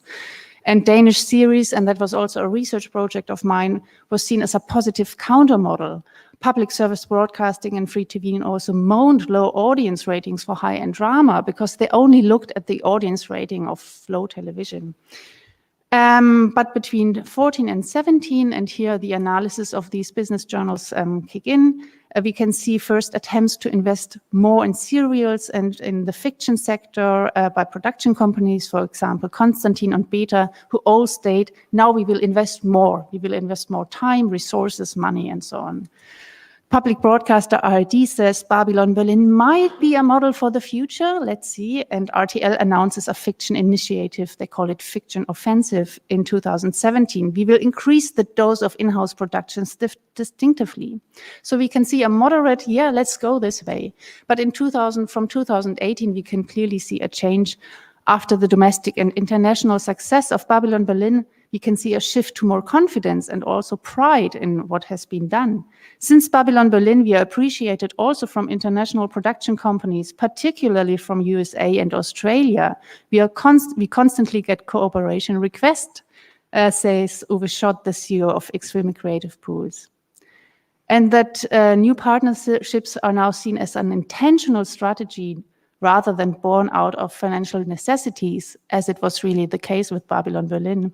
So Christine Strobel, the CEO of Degeto, ARD Degeto, claims that Babylon Berlin is not a mere answer to existent streaming services, it is rather a strategy. So this claim of now we have a way to do it and we are proud of it is very tangible when you look at the business reports. And we can also see a shift from trial and error to more knowledgeable navigation and balancing of different audience needs and habits. And Nadine Bilke from ZDF says, the question is how to reach your target group best possible and where. Which streaming distribution strategy is needed? Which accompanying social media strategy? So these claims and these quotes might sound normal for us, but they were quite new on the German market. So they really demonstrate there is much more, first of all, there's much more confidence, but there's also much more knowledge about what is really going on, and there is a strategy of how to react to them. The second element I looked at, and I still want to look at, is what I now call the frame of significances, because we have different players, we have different stakeholders, we have public service broadcaster in the game, we have streaming services, we have local pay television channels, or we have also the production companies, and each of them can be seen as their own stakeholder with their own interest, with their own future, with their own also power, financial power, and other forms of power. So we have cooperations between public broadcasters and pay TV. We have cooperations between pay TV and premium streaming services.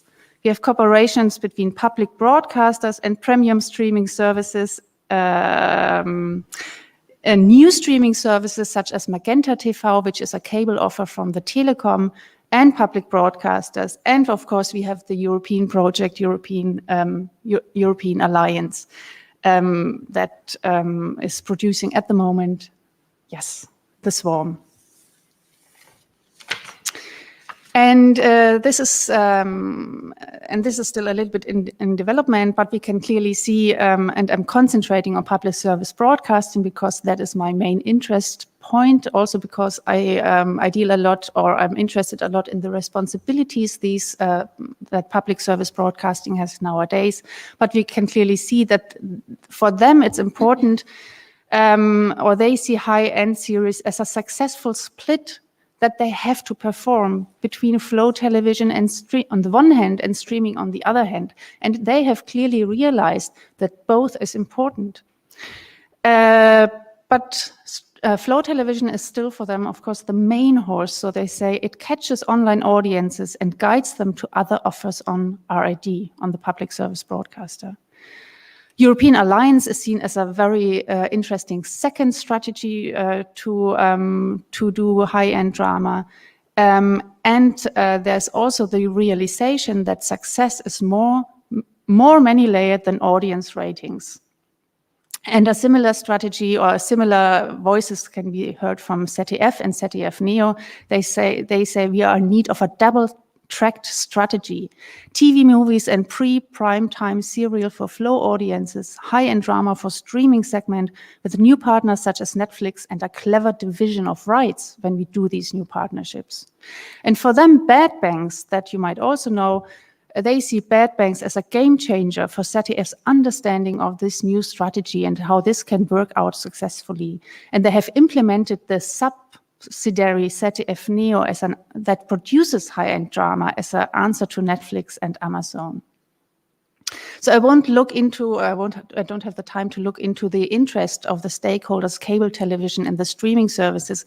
But what came out from analyzing these papers was that it's really important also to look at the production companies behind them, because the production companies, they work for all different players. So it's really interesting what's going on there. And we can see that it's increasingly important for them to have a two-track strategy. First of all, satisfy German channels, but on the other side also be up to live up to the affordances of the global market and global productions. They have to offer a bigger genre variety than before. You can see that on the one hand, there's a gold digger sentiment at the moment. Small companies can develop more genres, have higher budget, can offer bigger variety than formerly, but they also have a higher risk, particularly for the small companies, because when pre-financing is involved, and pre-financing is involved very often, particularly now, where they all have to do more productions than ever before because they have to make up for the loss they have made with Corona, and they're all producing enormously at the moment. So I come to my summarizing comments. The reason for and the consequences of the observed development of increased new partner constellations, of course, is the increased competition through global players, pay television and streaming services. And public service broadcasting has to manage, and they have managed the balancing act between flow television offers, audiences and dynamics, and streaming offers, and younger audiences on the streaming offers. Or it seems they have managed that balancing act. So it will be, of course, interesting to see where that goes. In Germany, public broadcasters and free television in general have reacted very late to changing market conditions, but now they have taken up speed. But as I have pointed out, it's not only so, and in that picture, not only public broadcasters are profiting from the new partnerships. Maybe it's a win situation for all, but I need to do some interviews to understand that in the full picture. And definitely the production companies, it's really interesting because they need to be increasingly flexible and they take a much higher risk than before on their shoulders. And I have some additional takeaways that just came out, and I think out of that analysis, and I think they're really important. Through these analysis, and of course from our knowledge that we have, we can see that the television and film industry are increasingly merging together. So what consequences will that have? And the flow and the streaming market are increasingly merging together. And a division of the television market into broadcasting into broadcast or flow on the one hand and streaming on the other hand thus makes no sense any longer, I would argue, in terms of market logics, market shares, and production and distribution practices. And just to give you two very popular examples, we have seen that Netflix tried to go onto the flow market with the Netflix Direct experiment in France last year.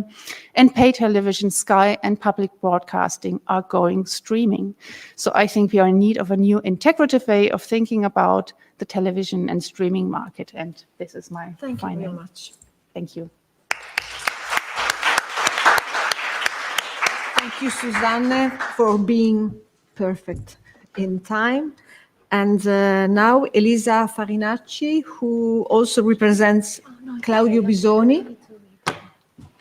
She comes from the University of Bologna, of course, and the title of her paper, Use and Misuse of Italian Heritage on Screen, the case of the TV series Leonardo. Please. Thank you so much. While the PowerPoint comes up, let me just thank the organizers of this conference, Luca, Paola, and Veronica, and thank you for making this happen. Unfortunately, I'm also bringing the greetings from Claudio Bisoni, who was unable to be with us today for health reasons. So I'll be trying to, give you an idea of the research that we've been undergoing with our research project, Italian Narratives, the international circulation of brand Italy through the media. And we are currently working on the TV series Medici and Leonardo. So here we go. So for decades, the representation of Leonardo da Vinci has circulated through a variety of media, permeating and shaping the public's collective imagery of this historical figure. Okay. Here we go.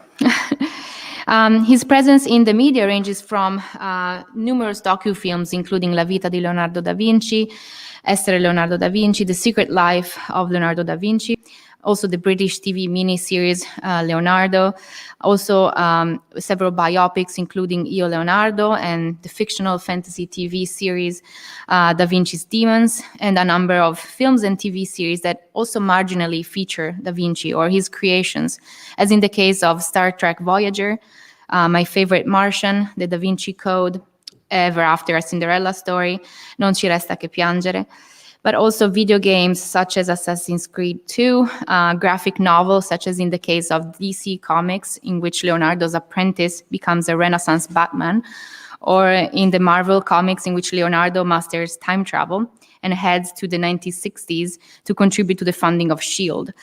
Not to mention contemporary pop art and merchandise depicting him and his most famous inventions and artwork. So against this backdrop today, we will try to, first of all, discuss the functioning of Leonardo da Vinci as a historical figure in the Leonardo TV series and how it fits within the vaster media Da Vinci galaxy. Secondly, we will then consider the ways in which art is represented and narrated in this TV series. And finally, we will examine how the representation of Italian cultural heritage is being used to challenge the standards of international quality TV. So let us start by looking at the ways in which the TV series feature its protagonist, who is also a historical figure, but also a transmedia character known worldwide. So Leonardo is an international biopic TV series whose protagonist is a media icon, as we said. This aspect led us to ask ourselves what kind of constraints and challenges this consideration brings. So the success of biopic genre, both in cinema and in television seriality, is often linked to the fact that contemporary narrations of history are increasingly accomplished through argumentative strategies that tend to combine both individual biographies and collective biographies, and they bring together both the public and private lives of their characters. So one of the main problems in the visual and narrative construction of the protagonist of a biopic is that the creation of this character must find a balance between stability and transformation. In other words, the historical character that appears on screen must maintain, on a visual level, a minimally stable link with the image that the public has already acquired through existing representations that circulate on the media. At the same time, from a narrative point of view, the historical character must be dynamic and exposed to change and subject to those narratives of transformation that typically involve the evolution of the character's arc in fictional narratives. Therefore, the visual narrative construction of Leonardo da Vinci as a character in this series must observe a set of constraints. The character must follow particular traits, psychological and physical and emotional, that Da Vinci's biographies have handed down to us. At the same time, the construction of the identity of the character must both draw from and also come in contrast with his prior representations. So the character must therefore appear stereotyped enough to be recognizable, at the same time individualized enough to seem endowed with psychological depth. In the TV series, one of the main problems is the choice of Aidan Turner to play Leonardo also as a young man, since he does not strongly evoke the image of the Italian painter shared by most of the spectators. The most distinguishing physical trait of Leonardo da Vinci's media is in fact his beard. The beard of the protagonist of the series is absent in the flashbacks that make up most of the individual episodes of the first season, but appears in the narrative frame, where we find an older Leonardo locked up in prison for the alleged murder of Caterina da Cremona. So this choice allows, at least in part, to recover a more traditional image of the painter. So how here we cannot go into details, of course, on how the TV series Leonardo deals with the problem relating to the construction of the iconic properties of the character protagonist. However, we want to underline that these are issues that are often neglected, but should be considered more. We're not really yet able to accurately describe the extent of the show's audience success, especially in comparison with the slightly controversial success of the previous 3 seasons of Medici. However, from preliminary analysis that we did on hundreds of online comments shared by Italian and English speaker audiences, we can already assume that one of the aspects perceived as problematic in the series concerned, of course, the casting of Aidan Turner as the main interpreter of Leonardo. So the second aspect that we would like to discuss today concerns the series' depiction of Leonardo as the main agent in an art-oriented world. This is an aspect that thematically defines the character. Da Vinci, in the narration, produces art, enjoys art, comments on and sells works of art. So his art world, quote unquote, is one of the series' narrative stakes. In fact, art comes into play on at least 2 main narrative levels. Firstly, it serves as a narrative resource that allows to organize the plot of the single episodes. In fact, each episode revolves around different plots. The running plot, which follows the crime aspects of the narrative, keeping the audience guessing as to why Leonardo da Vinci is locked up in prison. The individual episodes, instead, are structured around an anthology plot in which we often witness the creation of a single work of art. We thus have episodes dedicated to the Last Supper, one to the portrait of Ginevra de' Benci, another to the Mona Lisa. So in this way, art becomes a narrative resource that is used to organize the anthology plot and to divide the various episodes into discrete thematic units. Secondly, the art world featured functions as an objective of value, as an object of value, in semiotic terms. So the TV series celebrates and promotes a specific idea of art. Before understanding which idea of art it promotes, let's first look at the ways in which this celebration is attained. The notion of art promoted in Leonardo is an anachronism. So in general terms, it is clear that in Leonardo, the narration favors an idea of the Italian Renaissance as one of the contexts in which the development of art and of the system of art as we know it today originated. But this idea is historically controversial. Indeed, as Larry Scheiner argues, the Renaissance did not establish the modern ideals of art, of the artist and aesthetic, but rather, and I quote, the older system that united art and craft, artisan and artist, was still the norm in both Michelangelo's Italy and Shakespeare England. So in Leonardo, on the one hand, we have art as a profession, as a know-how inextricably linked to science, craftsmanship, and its techniques. On the other hand, art is portrayed as an object of value built according to aesthetic parameters that are subsequent to those widespread in the Renaissance. In the second sense, art is organized around marked juxtapositions. For example, we have the juxtaposition between art as truth and art as commission trade, and thus as a manner of deception. For example, in episode 1, scene 4, Da Vinci portrays his model Scar against her wishes because he feels compelled to paint what is real. And the dialogue goes as follows. Caterina says, I begged you not to paint this. And Leonardo replies, I can't close my eyes. I need to paint what I see. But when he paints Ginevra de' Benci in episode 2, it is the same noblewoman who tells him that he won't be able to capture her truth because her father is paying for the painting. And he does not want to see who she really is. That is an unhappy woman. And Ginevra tells Leonardo, I thought you were going to paint the truth.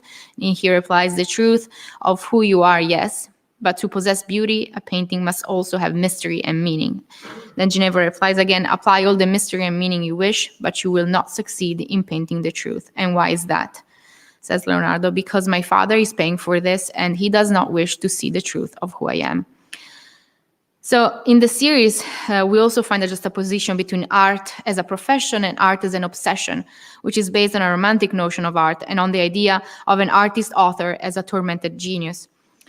Here, art is depicted as a place of discovery and self-realization. Thus, we encounter from episode to episode the rational struggles between Da Vinci and his friends, caused by Leonardo's obsession with achieving absolute artistic perfection. Through these different ideas and art narratives, this series contributes to spectralize a certain idea of the Italian past and a precise image of its national cultural heritage. So Leonardo is not just a biopic series, but it is also a historical drama. Period dramas have some elements in common with heritage film.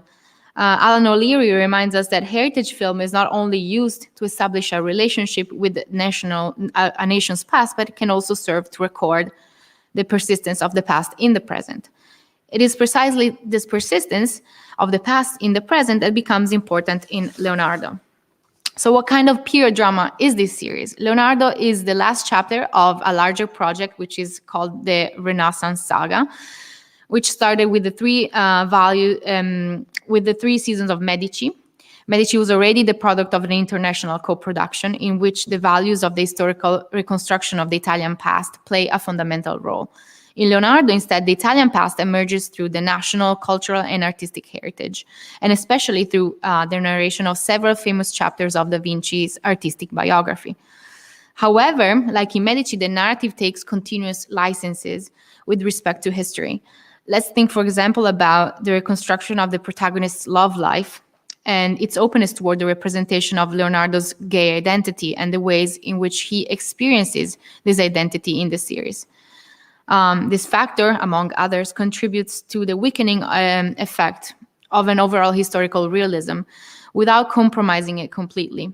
We suggest that Leonardo is halfway between historical realism of heritage film and the conventions of the so-called postmodern heritage film, in which, according to Rob Stone, precepts of fact, truth, and history carry the same status as invention, fable, and myth, and any rigidity or distinction in relation to these terms collapse. So in Leonardo, we find a tension between the necessity to bend past to the narrative's aims of a series intended for international popular audience, and the need to maintain a certain degree of historical authenticity while respecting the codes to regulate the effect of realism in period dramas. So the series transgresses historical truth in many places, starting from the depiction of Leonardo as a shy and withdrawn, almost as if he was, and I quote Frank Spotnitz, whom we interviewed, as if he was on the autistic spectrum, so deep into his art, like someone who is retreating from his life, which greatly differs from the account left by Vasari, who describes him as a beautiful young man with kind ways, a great storyteller, able to fascinate the great and powerful of his time. Moreover, there is no evidence of him being incarcerated in Milan because accused of murder, nor there is a clear evidence of a close relationship with Caterina da Cremona. Those narrative devices, as admitted by the producers with whom we spoke, while weakening the ties with historical facts, they provide a way to strengthen the running plot and to raise the stakes of the narrative by connecting the otherwise self-concluding episodes. Another important aspect to keep in mind is that while Medici was shot entirely in real places that belong to the Italian national heritage, Leonardo, due to the COVID-19 pandemic, was instead predominantly shot in a backlot, thus preventing the use of many historical settings and locations to strengthen the historical realism of the series. However, even Leonardo, as a pure drama, observes historical realism to a certain degree. It is, in fact, this adherence to historical realism that allows the series to function as one of those cultural phenomena that fall under the label of the Renaissance effect. Carlo Belfanti uses this term to identify the phenomena that took place between the second half of the 19th century and the First World War, when American high society, taken by a passion for the Italian Renaissance, traveled to the nation to become acquainted with its artistic heritage and collected the artworks of the 15th and 16th century Italian artists. By highlighting the aspects of Da Vinci's biography that are more closely related to the Italian art and heritage, meaning paintings and inventions, which are mostly depicted in the series clearly wishes to partake into the Renaissance effect. In other words, in Leonardo, Renaissance art is represented and narrated with the aim of promoting Italy as a brand, characterized by aesthetic excellence and skilled craftsmanship. Coming to our conclusions, in addition to the ways in which Italian art is represented and narrated in Leonardo, there is a third aspect that must be considered. Leonardo is an Anglo-Italian TV series co-produced by Lux Vide and Rai and Big Light Productions. Leonardo is performed entirely in English, predominantly by an international cast. From a narrative standpoint, as we already mentioned, the running plot of the first season revolves around questions concerning the alleged crimes committed by Da Vinci, who is in prison and awaiting sentencing.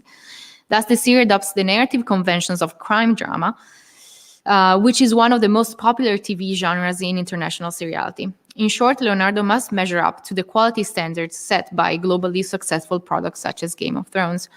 This TV series also incorporates Italian heritage as a narrative and visual resource, but its Italianness is designed to be seen and enjoyed from the outside, that is, by an international audience. In conclusion, it's precisely the persistence of representations connected to the past glories of the Italian Renaissance in the present that becomes important in Leonardo. On the one hand, the past, with its respectability and beauty, enables Italian television to produce a series that wants to present itself as an accurate blend of culture and entertainment, thus facilitating its own legitimization as a reliable producer on the international market. On the other hand, in order to promote Italian heritage as a national brand, the TV series must adopt genres, conventions, and quality standards, distinctive of contemporary successful global TV series. Against this backdrop, we can look at Leonardo and Medici as attempts to use the Italian heritage to reach and challenge the aesthetic and cultural standards of quality TV at international level. Thank you. Thank you, Elisa. You've been perfectly on time too. So I think there's some time for questions. Is there any question? Okay. Two people, yeah.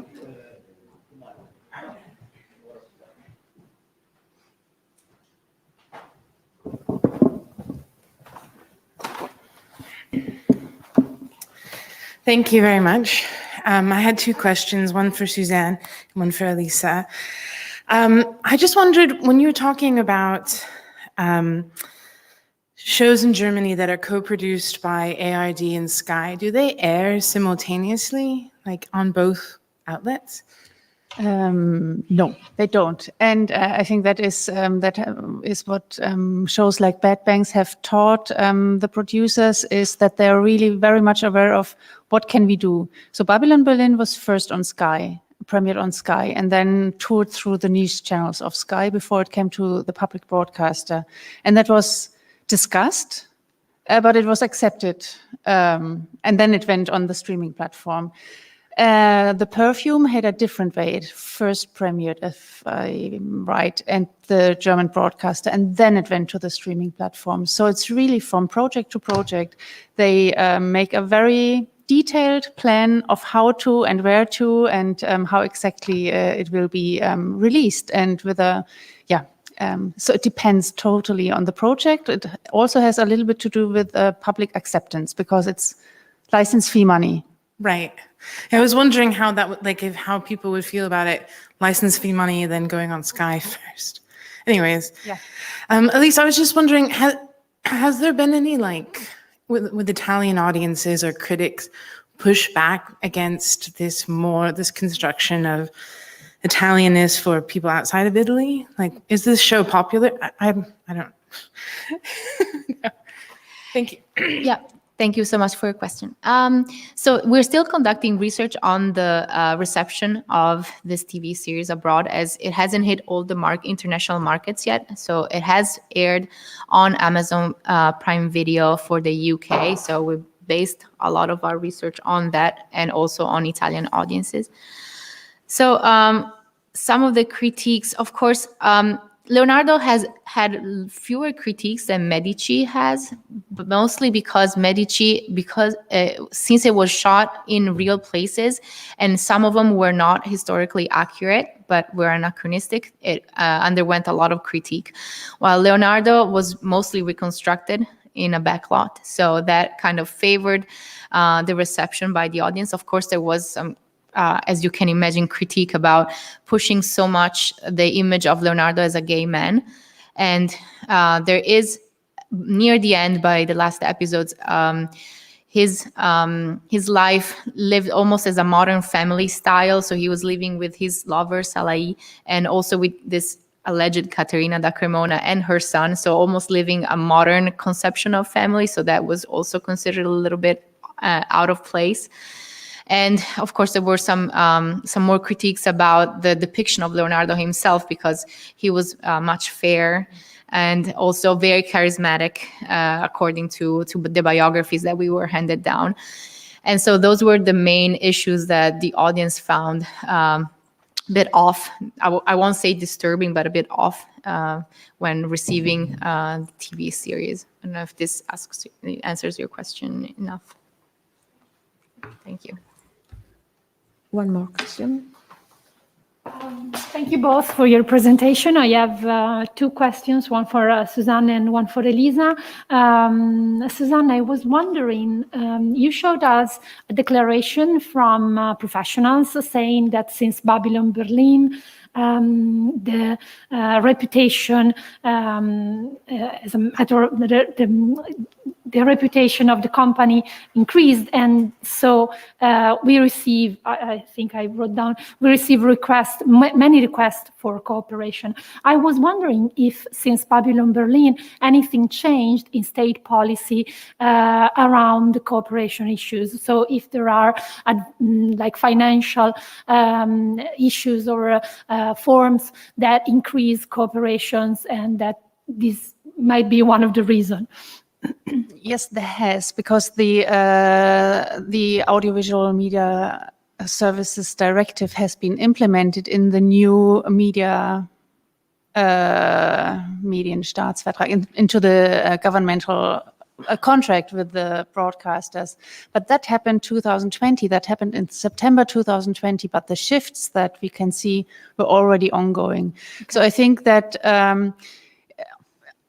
the regulations were extremely important to enable these cooperation, but that why the practices have changed already was clearly because there was a big discussion, public and professional, about quality, and a clear feeling that the German productions cannot compete on a global market, and this also comes back or falls back on the domestic market. So it's so being internationally competitive is also at the same time being domestically successful. It goes hand in hand and it can't be separated. But I wanted to look at the amendments of the Audiovisual Media Directive in more detail. I haven't done that though yet, but it will be really interesting.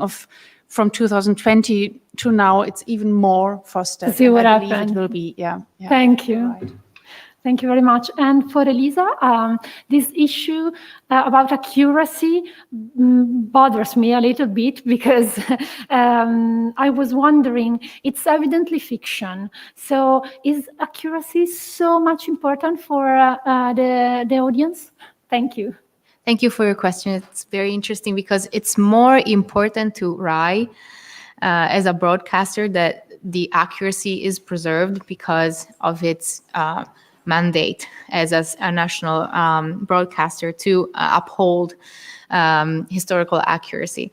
So also many of the chances I had to interview producers came from the need and the desire to explain why they made certain historical concessions or they bent history towards more fictional TV series. So there was, I think, it was the producers were much more harder hit by the critiques than the audience.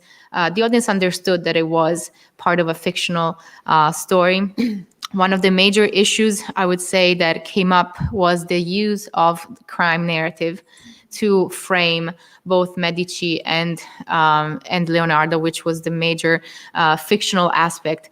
But especially with Leonardo, as Frank Spotnitz told me, the use of the crime narrative to kind of bridge to the different episodes was important because otherwise there wasn't enough high stakes narratively to keep the audience engaged, because each episode really narrates how a piece of art came to life. So and he told me, what's the stake in art? You can say, oh, will I, as Leonardo would put it, will I be able to sell this piece or not? That was kind of weak in the narrative stakes to keep the audience interested. And so and from the comments I read, many users and many spectators understood the idea that it needed this fictional aspect to frame the whole story. So I think it was more RAI that was disturbed by the critiques that it received. Any other questions? I would just have a comment to that as well, to the fact of historical truthness. I think it's super interesting. Two examples I have for that. One is the Danish drama 1864 that was under critique and attack from not from the public, not from the ordinary viewers, as you say, but more from cultural intermediaries and from politics for giving an unfair portrayal of Danish politics in the German-Danish War. And the other one is Generation War, that where as a narrational trick, some Polish soldiers were given some very anti-Semitic traits in order to save the protagonists from the show from being having that guilt on them and to be able to tell the narration.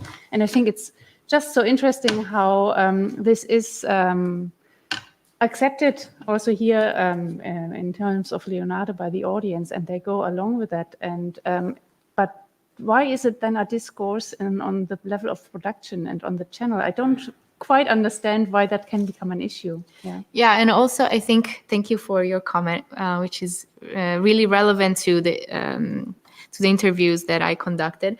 It was a major issue for the Italian broadcaster, but not as much with the English, British production company. So there was, during this co-production, there was this kind of clash of different traditions of doing historical drama. So while the British producers were more keen onto using this post-historical movement. So like it was okay to bend history for them, while it was much less flexible of an issue for the Italian broadcaster. In fact, during the writing of the script itself, there was much going back and forth between historians who were hired to review and revise the scripts and also the producers who did themselves some historical research. So I mean, because of the standing of RAI as the national broadcaster, they already knew that they were going to be under attack if they did not uphold the standards of historical accuracy and a cultural product that was actually reliable. I don't know if this answers enough your question. One small question from me for Susanne. You've reported the results of some studies on the public audiences, sorted by different ages. Are there other studies which classify the public by other variables? I mean, for example, lifestyles or everyday life practices or things like that, because I think it would be relevant for production purposes, and especially in a merged market, more merged market. Yeah, there is in Germany the Sinusmilieus are used, and if you have access to the data, I'm sure you can not. You cannot, of course, combine the data that I have here from the survey, but you could then have the audience ratings divided in accordance to the Sinusmilieus. In Denmark, we have the Minerva model. I don't know what you use, but it's like taking in like several factors of lifestyle. But I think the difficulty is, and maybe I don't know if that will be part of later talks today, but how do we get audience data, and which audience data then can we then, analyze according to more factors? I can do that for the broadcasting audience only, but then I can't compare them to the streaming audience. So it becomes kind of I have new perspectives. Yes, in the audience, which is a huge problem, and I believe that we will hear about that later on today. Yeah. Thank you very much. So I think that's all. Next panel. Yes. Okay. Thank you very much.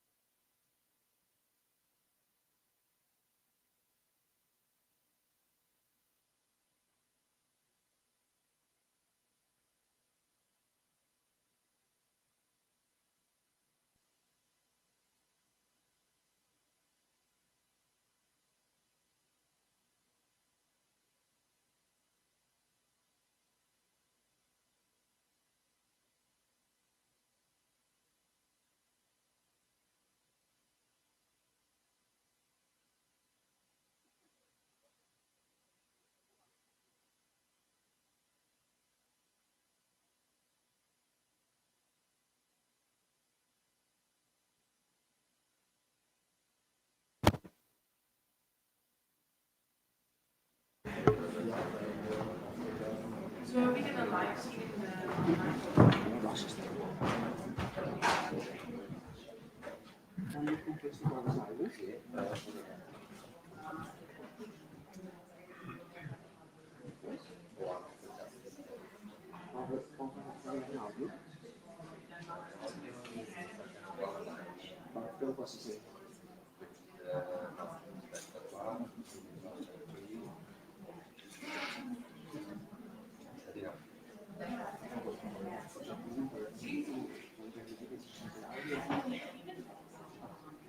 Ci sei?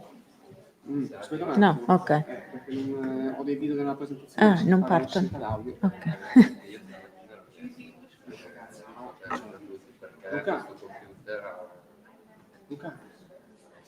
Luca. Non c'è l'audio nel video. Ecco.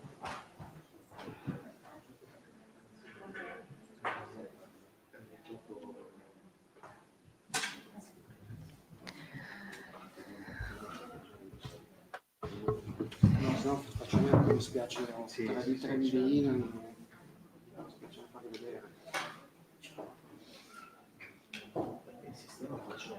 Sì, posso immaginare che online ci sia complicato, però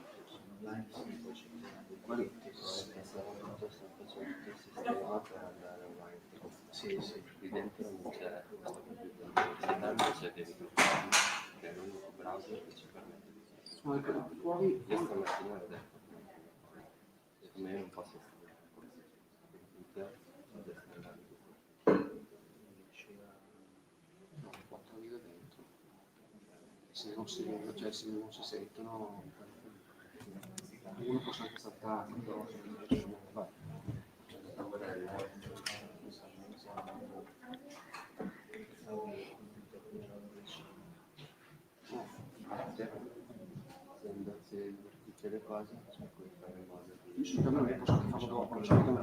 Iniziamo con Francesco.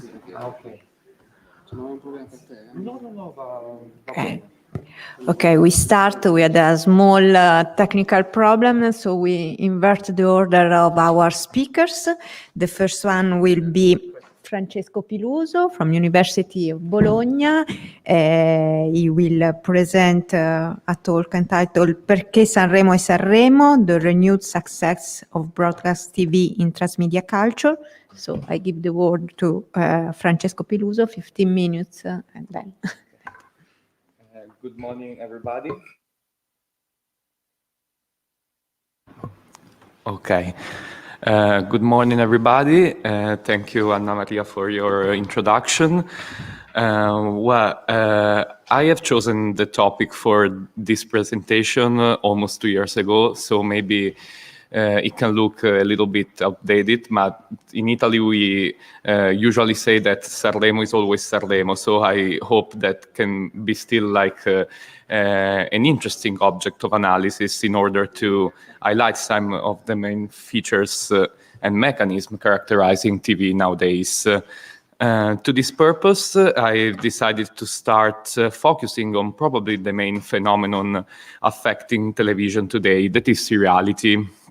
As I will try to show you, seriality is not only concerning television, but more broadly the entire media environment.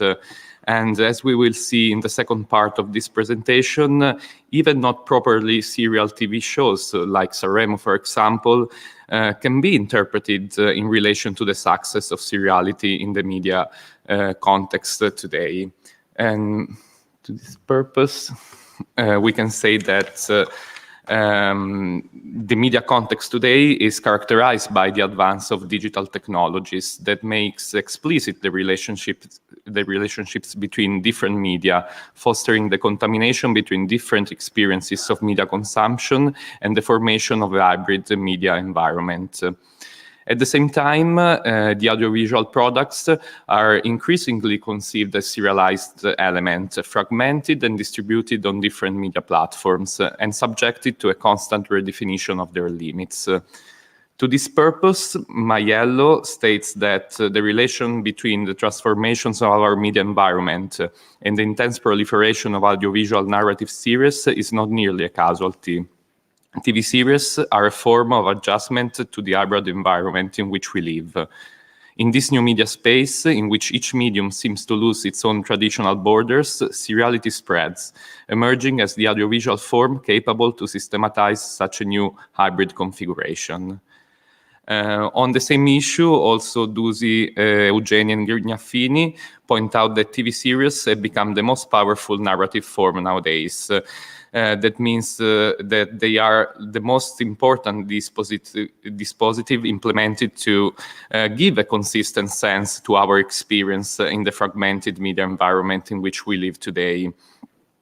So still according to Maiello, TV series is the latest step in a process of industrialization and serialization, in which the work of art becomes increasingly more connected to the evolution of the medium, and its cult, once based on its authenticity, the so-called aura, is now related to a total exposition of the work itself, to its openness and predisposition to a potential process of dismantling and assembly. So we can highlight two different dynamics characterizing the new media environment, especially TV series. On one side, we have the openness to the operations of dismantling and assembly by the consumer. At the same time, this openness actually implies the closure of the work of art or of the TV series on itself and the reflection on its model of serial reproduction because of the operation of dismantling and assembly made by the audience itself. So starting to focus on the first dynamic, the openness, we can say that cultural and media contents have been always conceived as discrete products to be consumed in a specific and limited spatial and temporal context. Nevertheless, nowadays, each content potentially becomes a polyedric and complex universe, living of numerous spatial and temporal extensions beyond its own borders and increasingly open to the audience's practices. So if in the past TV series were characterized by what Calabrese defined as a neo-Baroque aesthetic, today they are more object of a functional aesthetic that is never abstracted from the context and the practices of consumption. And seriality itself, from an abstract mode of production and correlation between elements, becomes a practice of consumption, of active consumption implemented by spectators themselves. Several models and notions have been theorized in the recent years in order to point out the active role of the audience in new seriality. From the notion of prosumers to the models of transmedia storytelling, expanding text, brand, till the idea of narrative ecosystem. Nevertheless, we said before, a dynamic of extension and openness is always balanced by counter-movement of self-closure and reflexivity. Indeed, in order to integrate such an increasing heterogeneity and pluralization of contents and actors, each serial word makes reference to its own possible modes of interactive consumption on different platforms. And this can be conceived as a strategy to synchronize and focus on itself the wide spectrum of possibility given to the audience. To this regard,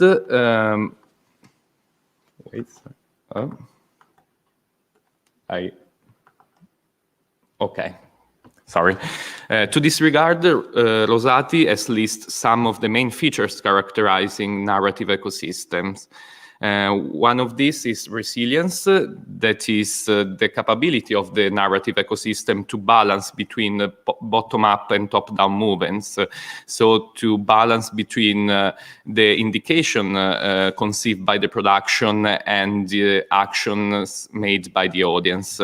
Then we have the correlation, that is the capacity to establish and indicate some possible connections between the elements in the series. And then consistency, that usually occurred in a function of spreadability. So if a narrative word have many extension in a certain way, it can be result more consistent. This is because usually they have this fractal configuration.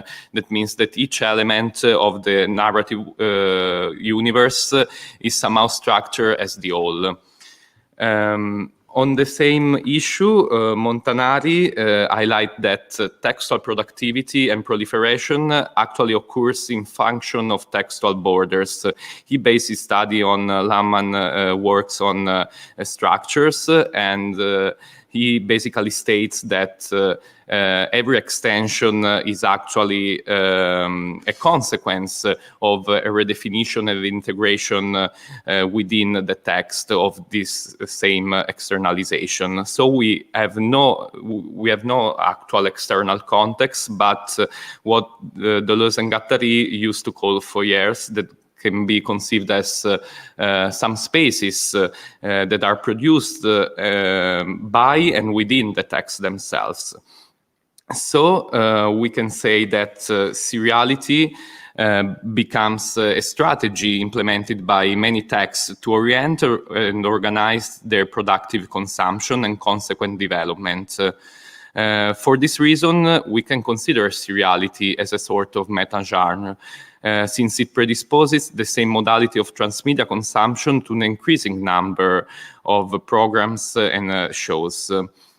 To this purpose, I want to briefly show you two different examples. The two images that you can see on the slide are from Gazebo and Propaganda. These are two TV shows, but with actually the same format and the same actors involved.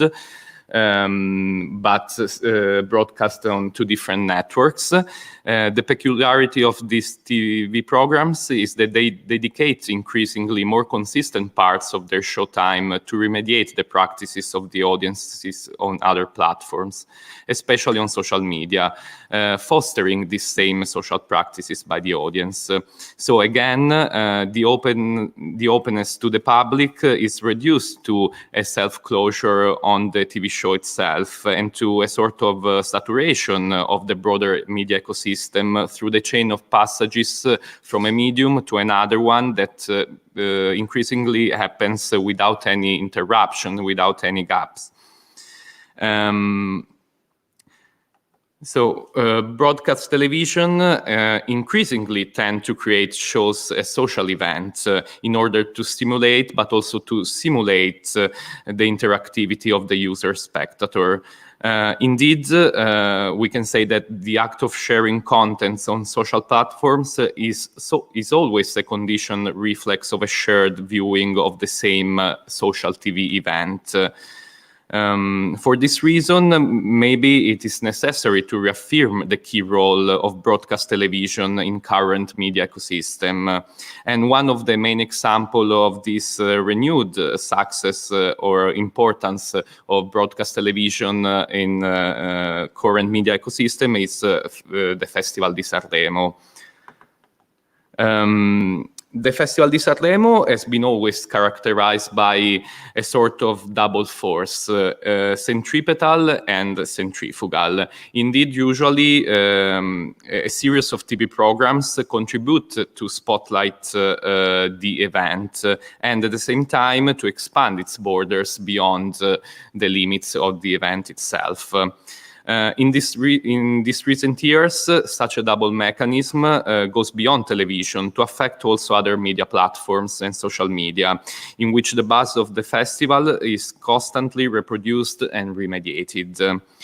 In 2020, the traditional Dopo Festival, that means the After Festival, a sort of trivial spin-off or like after show, usually broadcast after the main event on Rai Uno, actually was streamed on the online platform Replay with the new emblematic name of L'Altro Festival, the Other Festival.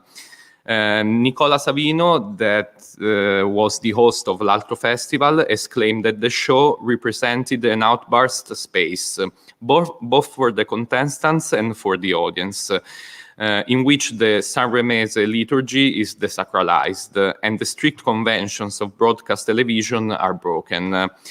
As you can see from the slide, the Replay page dedicated to L'Altro Festival have this summary that says that one of the aims of the show is to give space to the voice from the social networks. That is quite different than to give directly voice to the audience. Indeed, we can say that the audience involvement in the construction of the event or the TV show is always hypermediated, and it is almost merely reduced to an action of switching from television to the online platform, so to seal the passage from a medium to another without any other active actions and practices. So probably, despite or by the same choice to stream the show on the online platform, the aim of L'Altro Festival was to play transmediality rather than to actually implement it. L'altro festival can be considered a sort of simulation of the interactivity offered by the new transmedia scenario, a performance that still conforms to the script of traditional broadcast television. So in conclusion, we can say that even though l'altro festival had its own alternative space and time of social consumption, was still strictly related to the space and time of the main broadcast event. It was still an after festival after all. So if the convergence we are experiencing nowadays is not strictly technological, but broadly cultural, the plurality of platforms, contents, and practices of consumptions somehow have to reflect and remediate the consolidate bond between audience sociality and broadcast television. So thank you. Thank you very much. Thank you also to be very fast and very on time. So I give the word to Gianni Sibilla from Università Cattolica di Milano. I hope that the technical problem are solved. I'm going to show it without audio, but I'm going to explain it. Okay. So I was saying that we have some video without audio. I'm going to explain that. Let me show you. So let's start the presentation. So thank you for having me here. Thank you, Luca, Paola, and Veronica for accepting my proposal. A little bit of warning before I start. I'm going to talk about live, and I'm talk about live after John Ellis, which spoke in a very interesting way about live.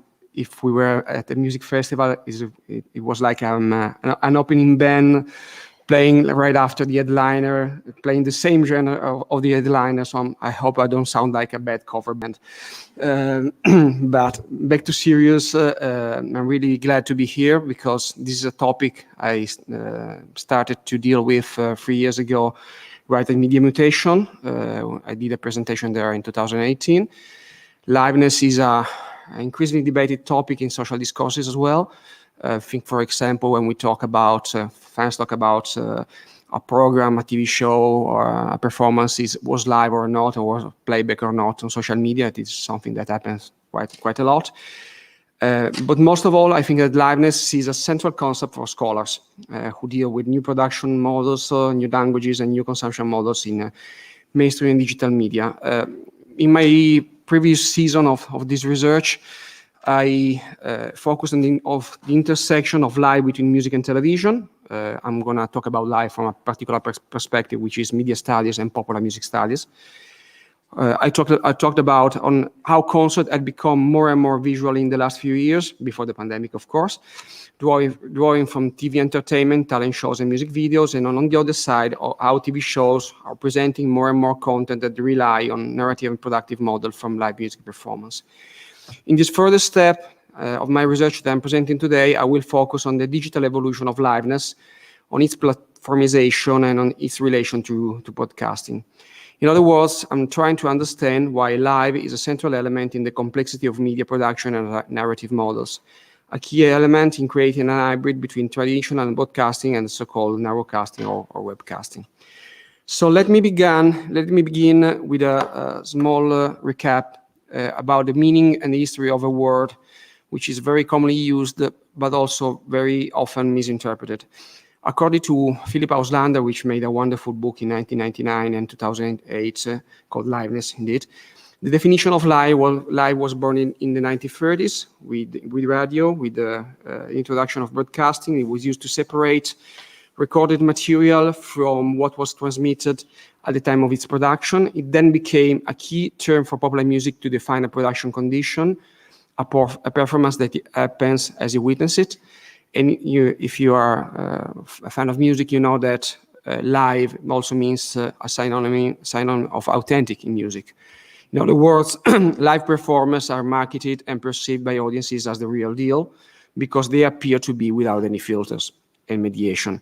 But we know that it is not the case. Even Auslander pointed out that what is presented live in music is always subordinated to productive technological factors, stage, lighting, amplification, pre-production, and so on. And this goes as well for media. The term, as Fabian Holt pointed out in 2010 in his essay on digital, in the economy of music in digital landscape, the term is also widely used in media for technologically mediated performances and content. Think, for example, of the derivates live show, live interview, live audience, live interactive, as Professor John Ellis pointed out before me. Today, live has different meaning. It means real time, something that we witness it as it happens. It means in person. It also means without any apparent filters. We find it used in very different spaces, from mainstream media to platforms and social network, for contents that include real-time diffusion, or even something that was recorded in real time, but was intended for later consumption. We can sum up saying that live is both a productive condition and a qualitative expression. As Karin Vaness says, it is a valuative category. And it is a crucial feature not only for popular music, but also for television and the digital platforms. So if we were to draw a very simple and very schematic map of live would include performance-related content, music and theater, and all that deals with the technologically mediated forms of staging. On the other hand, we have live in traditional media. The word and definition is omnipresent. For example, I think of Saturday Night Live, which is a staple of American television. Francesco, before me, showed Propaganda, which is also called Propaganda Live in Italian television. We then have digital liveness on platforms. Think, for example, of the expression live streaming, which is used by Instagram, Facebook, YouTube, or Twitch, and the now live stream, which I will discuss shortly. If we were to talk about live and mainstream media, we have the presence of live here is multifaceted. On one side, we have music. Live music contents have become massively present on mainstream contemporary media, concerts, movies, performances, talent shows. They seem to have replaced the traditional representation of pop music through playback and pre-recorded music video. Think, for example, and we see a still from that, the recreation of Queen's Live Aid concert in the movie Bohemian Rhapsody, which was a blockbuster a couple of years ago. On the other side, we have the revival of live broadcast, as Karin Vaness says. TV programs and mainstream media contents, they are more and more produced and branded as live. What I'm going to show you here, without audio, as I said, is a small ad that was shown during the Super Bowl in 2017 from Sneakers, and this example, this ad was shown and broadcasted live.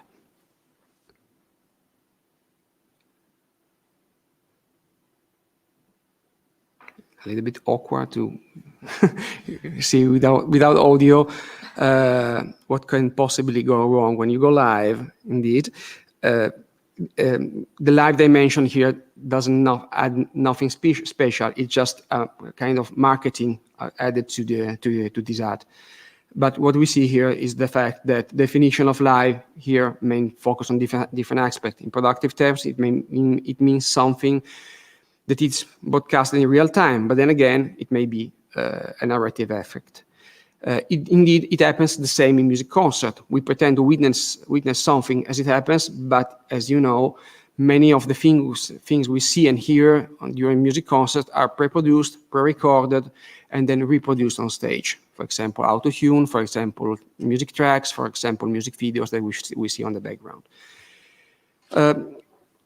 I proposed this paper in 2019. I was already dealing with the digital liveness, but then of course something happened, the pandemic, and that meant an exponential increase of content of digital platforms that has generated further complexity in this discourse of lives. We have seen many things that were presented as live, but that we saw through the screen of a computer. Of course, this was an ongoing process. What I'm showing here is the definition of platformization of cultural production by Paola and Nyborg in 2018.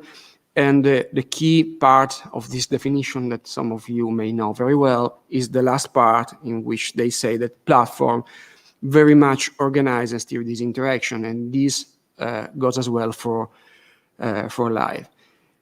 Because for many years, social media have used liveness to define their products as real and similar to those of mainstream media.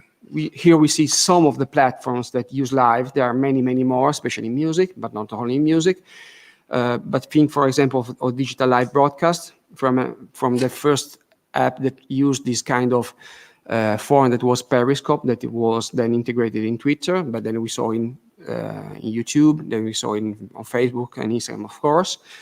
And digital media use the narrative and productive form of live in different ways. The first one is to represent and build an effect of immediacy and spontaneity that aims at emotionally involve the viewer. And the other one is the use of music. Use music as a show, as a content, or by indirectly reproducing the dynamic of live music in non-musical content. The result is that, in fact, live music, for example, is increasingly present in digital, but also as a model, not just as an object. We have seen this very clearly in the pandemic, with the flow of live music performances over social media that were entertaining us where we were at home during the lockdown. Here in Italy, there were a lot of live streams by musicians, but also in the UK, in the US.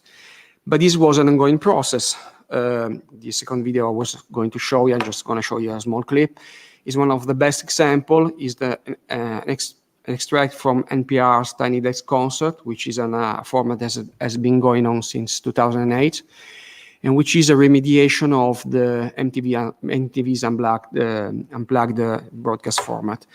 Here is Taylor Swift performing in an office, saying that it's just her with a guitar, no dancer, and so on. So he's narrating, he's performing without any filters.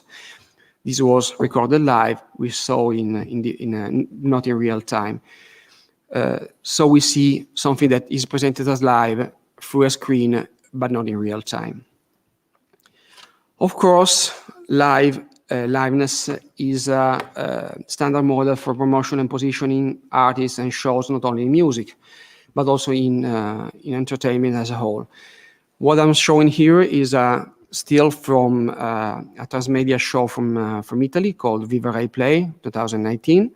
It was produced by Italy's national broadcaster to introduce his streaming platform to a mainstream audience.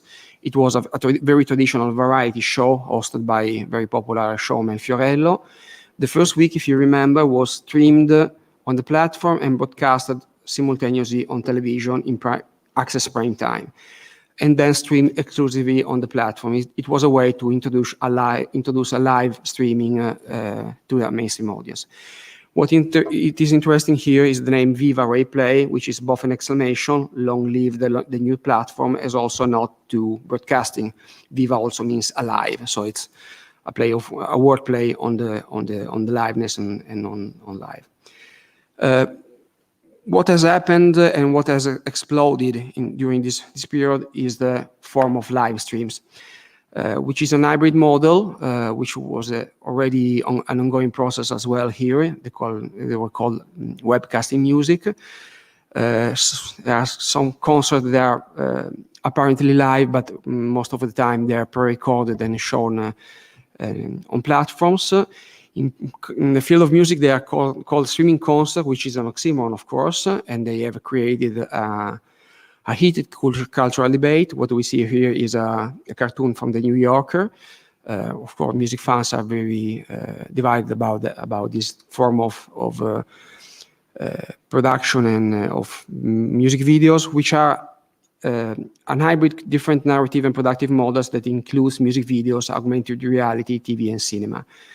And they have become a kind of a blueprint for a new form of model, which is both an hybrid from broadcast and narrowcasting.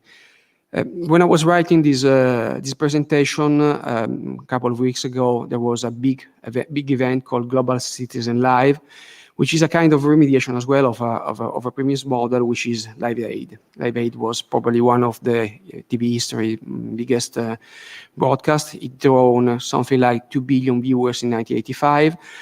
Global Citizen Live was streamed on platforms. Here we see some of the platforms that hosted Global Citizen. There were many, many more, and it was also broadcasting on television. In Italian, it was broadcasted by Sky on a satellite. Here is the beginning of Live Aid. You can see it even without audio.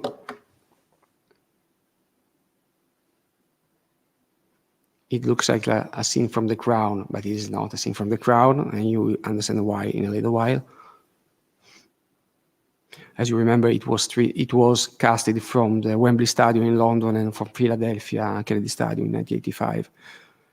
I was a young boy at the time, but here you see the scene from The Crown, which is not a scene from The Crown, but it was the real prince and the real princess. And here is the beginning of, let me see if can you go just a little bit farther on the video? Or can you go from there? Okay, let me just go to the end. This is a montage of a pre-recorded video, and then the end, it shifts from the montage to a pre-recorded presentation to a live streaming from Paris and beneath the Eiffel Tower. So what we see here is a kind of broadcast on steroids. I saw that streamed on YouTube, and the maximum audience it attracted was something like 250,000 people, which is very small compared to the numbers that Live Aid did, of course. But to conclude my presentation and to arrive to an end, to me, liveness has become a key feature of the reloading of broadcasting, which is the theme of this meeting. And it is also a key concept to understand the osmotic and productive relationship of traditional and digital media. So the presentation before me was saying that TV industry and film industry are merging. Also, music industry is merging with the TV industry and film industry, because we see something that some products that are a combination of different industries which used to be separated. It is not clear what awaits us in the next few years. The reloading and digitalization of live was a process that started well before 2020 and that dramatically accelerated before the pandemic.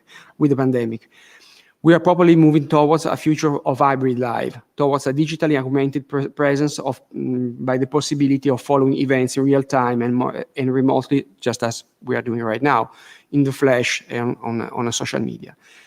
A live that is simultaneously presence and streaming. To me, a coexistence of traditional live that requires, in my opinion, a further reflection on how media and broadcasting should be analyzed and understood.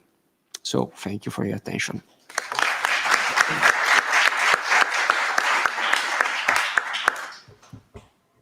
So, thank you to Gianni and Francesco for their talk.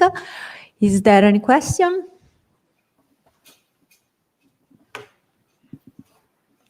Please. Thank you both for your presentations and for bringing actually back the spotlight to broadcasting, because with Sanremo, which is a serial actually, but it's a serial event, which is actually very interesting. And I have a question for Gianni actually, because when you mentioned Twitch, you briefly mentioned Twitch. It came to my mind the case of Twitch and Metallica at BlitzCon 2021. When Metallica tried to play live on Twitch, and Twitch played over their music, free music, because on Twitch you cannot actually play copyrighted music, which was a small case, but it was very funny to follow it on the internet. So my question actually is the streaming industry ready for live music? And is live music ready for the streaming industry? Is it something you ever thought about? This is a really big question. You mentioned Metallica, and this is a big question about the rights. One of the big looming questions in the industry, if the live stream belong to live producers or to live music industry. What we are going to probably see in the next few months is that some live concerts are going to be live streamed. I saw a couple of weeks ago a concert by Damon Albarn, which was streamed directly from the Roundhouse in London. And it was a simple concert with with cameras. And it was very different, for example, from Metallica, which also made a live stream for Naxnet, which is a very big platform, and they used a screen with many fans streamed on the back, like Zoom, and they were interacting with them. So what we're gonna probably see, it's something like that. I don't know if it's gonna last, if the live music is gonna perceive that as something that takes away from live ticketing. But in my opinion, this might be another stream of revenue, if they solve the questions of rights, of course. Okay, thank you. Thank you. Yes, continue.